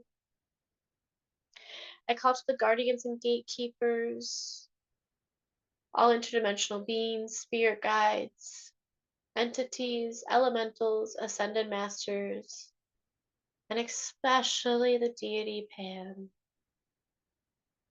I thank you so very much for holding the gateways above, below, and all around, and I release you. Amen. Aho, so moked it is. Okay, guys, whenever you're ready, you can open your eyes and come back, or however, I mean, it takes people different amounts of time, so it's totally up to you. If you guys want to talk about it, now is your chance, and you can. If you don't, like I said, I understand working with deities is incredibly personal, so I totally get it. I hope that was helpful. I hope that's what you needed. If you feel like any type of like energy imbalance or uncertain, you can always go call back to Pan if you would like to. Make sure that you meditate, go out and ground, do some centering work, get some crystals that are attached. If you have any of the crystals that are attached, then you can hold those. So totally up to you. Thank you, Joanna. I really, really, really appreciate it. I super, super appreciate it. And yeah, you can catch it again when the replay gets posted. It doesn't get posted immediately because we review all of our videos to make sure that we meet YouTube's stupid community standards, but it will get posted, I promise. But thank you. I really, really, really, really appreciate it. I love hearing that. That is always my goal. Yay, I love that you're even like dancing. That makes me feel so happy. Yay, I love it. Yay. Yay. Always to recommend any of these classes to anybody. I want to be able to help and guide as many people as I can. That's my genuine goal. Like that's genuinely just what I want to do. So, yay, Victoria. I love that you love it too. Yay. And Janice, yay. Okay, honey, what do you got for me? I know you always have such vivid experiences, so I'm sure you're about to share with me. Yep. Why did you say it that way? Because I, for some reason, feel like I love guided meditations. Those are the best type of meditations for me because my brain gets so scattered that having someone talk me through it helps a lot. But it seems like the more I do them, the more they don't match the meditation as much, which I don't really like. Which is good in some ways, I suppose, but just me. Double-edged sword sometimes. I get it. Okay. So start out when you were calling the um gatekeepers. I always Mhm. picture them like little kind of like little chibi versions of nymphs, I guess. It Okay. like fantastical story kind of nymphs. Like the Oh, fire element is like the red, or L sometimes it looks like a lizard, like that type of, gotcha. and Gotcha. it's like little small. Yeah. Uh well, this time a couple of them came like human sized, I suppose I should say. Interesting. Yeah, they do that sometimes depending. I don't really know why. Some of them come, so sometimes all four are like the little chibi versions. Sometimes all four come big, and sometimes they're just scattered. Like some are big, some are small. I don't really know why. It's probably gonna be depending on the energy I'm calling in and the deity and what if I'm working with an element more or not. And there's so many different guardians and gatekeepers, so you can get a mix too. So it makes sense. Yeah, that does make sense. Um, well, this time I astrial a little fast and was actually kind of dancing with them in my room. Ooh, Um, okay. yeah, weirdly enough, I was actually dancing with two of them that were my size, and then the other two were chibis or around that size. And we were dancing to the Spy X Family theme song. I don't know if you've seen it, but like how they like how Anya and Lloyd like dance around and kind of like point to Anya and she does a pose and all that. Anya's the child for anyone who isn't familiar with the series, and Lloyd and Yor are her parents, short version. And it's really cute. Even if you don't like anime, I suggest it. It's really cute. Anyway, so we were doing that, and then I had like my mind kept seeing a forest during the class, Okay. and this time before you even said we're going there, I was at like the stream on a like gray rocky shore with forest behind me, and I recognized that I looked around as that place that I for some reason keep going to. Um, it is like a forest off to the Oh, you left keep side. back. Yeah, you keep going there a lot. You went there with quite a few deities, actually, if I remember. Didn't you go there with Paradin and Baba Yaga too? Yeah, Yep. yeah. Okay. Interesting. Okay. Yeah, because I even seen that house. It wasn't Baba Yaga's house, and the picket fence was normal, but it was still like that. Just it seemed like each meditation I go into, it's a different version, but it's always the same. Um, so and I was kind of just like dancing on the shore, just kind of like moving to Okay. no music, just whatever tune was in my head. And then when you said to, it was dark because it was originally light. I closed my eyes and just kind of kept floating, but flowing to the music. And when I opened my eyes again, I was farther into the forest. I could still see the stream, but it was darker then because the trees covered out the sun. And I saw a small clearing and heard noises, which I went towards, along with the darting shadows around me. but they were small, not human size. And when I came to the clearing, there was like this lounge-shaped rock, and there was what I thought was pan, but I'm pretty sure it was either a satyr or something similar to that, with a um woman, and he asked me to turn around. So I Hmm. just kind of um they were in an intimate moment, let's say. I was gonna say I'm making like that's what this sounds like. And she was embarrassed, which was why he said turn around, which I thought was Gotcha, pretty nice. gotcha. But then the noises stopped, and I had my eyes closed, like, okay, I'm just going to imagine something else happening right now. And he said to open my eyes, and when I did, he was standing in front of me towards Okay. the forest again. And he grabbed my hand and said, let's go. So he took me around. I could kind of tell like we went around by the stream, past the house, and then went to this unknown forest area farther out to the right. And um it kept getting continually darker and darker, and the shadows were more prevalent. There were some behind me. I seen hoofs, I seen rabbits. I didn't actually see the full body except for like the small critters like a rabbit. And then he stopped once, and then just kind of turned around and said, you got this, and left. To I just kind of looked around like, It's okay. a very pan thing to do. I'm not gonna lie, it's a very pan thing to do. Okay. So I um pulled up my shield, which my shield is in the form of two wolves. Yep. So they're with me as I walked forward on the path that he was taking me. It was pretty straight, and then I seen a larger shadow figure kind of like running around behind me, going forward, and then like running around behind me again, like hurting me. Um, Okay. so so me and the wolves took off running, and the path wound a little bit, and then I started to hear a flute and could see a clearing off to like the side.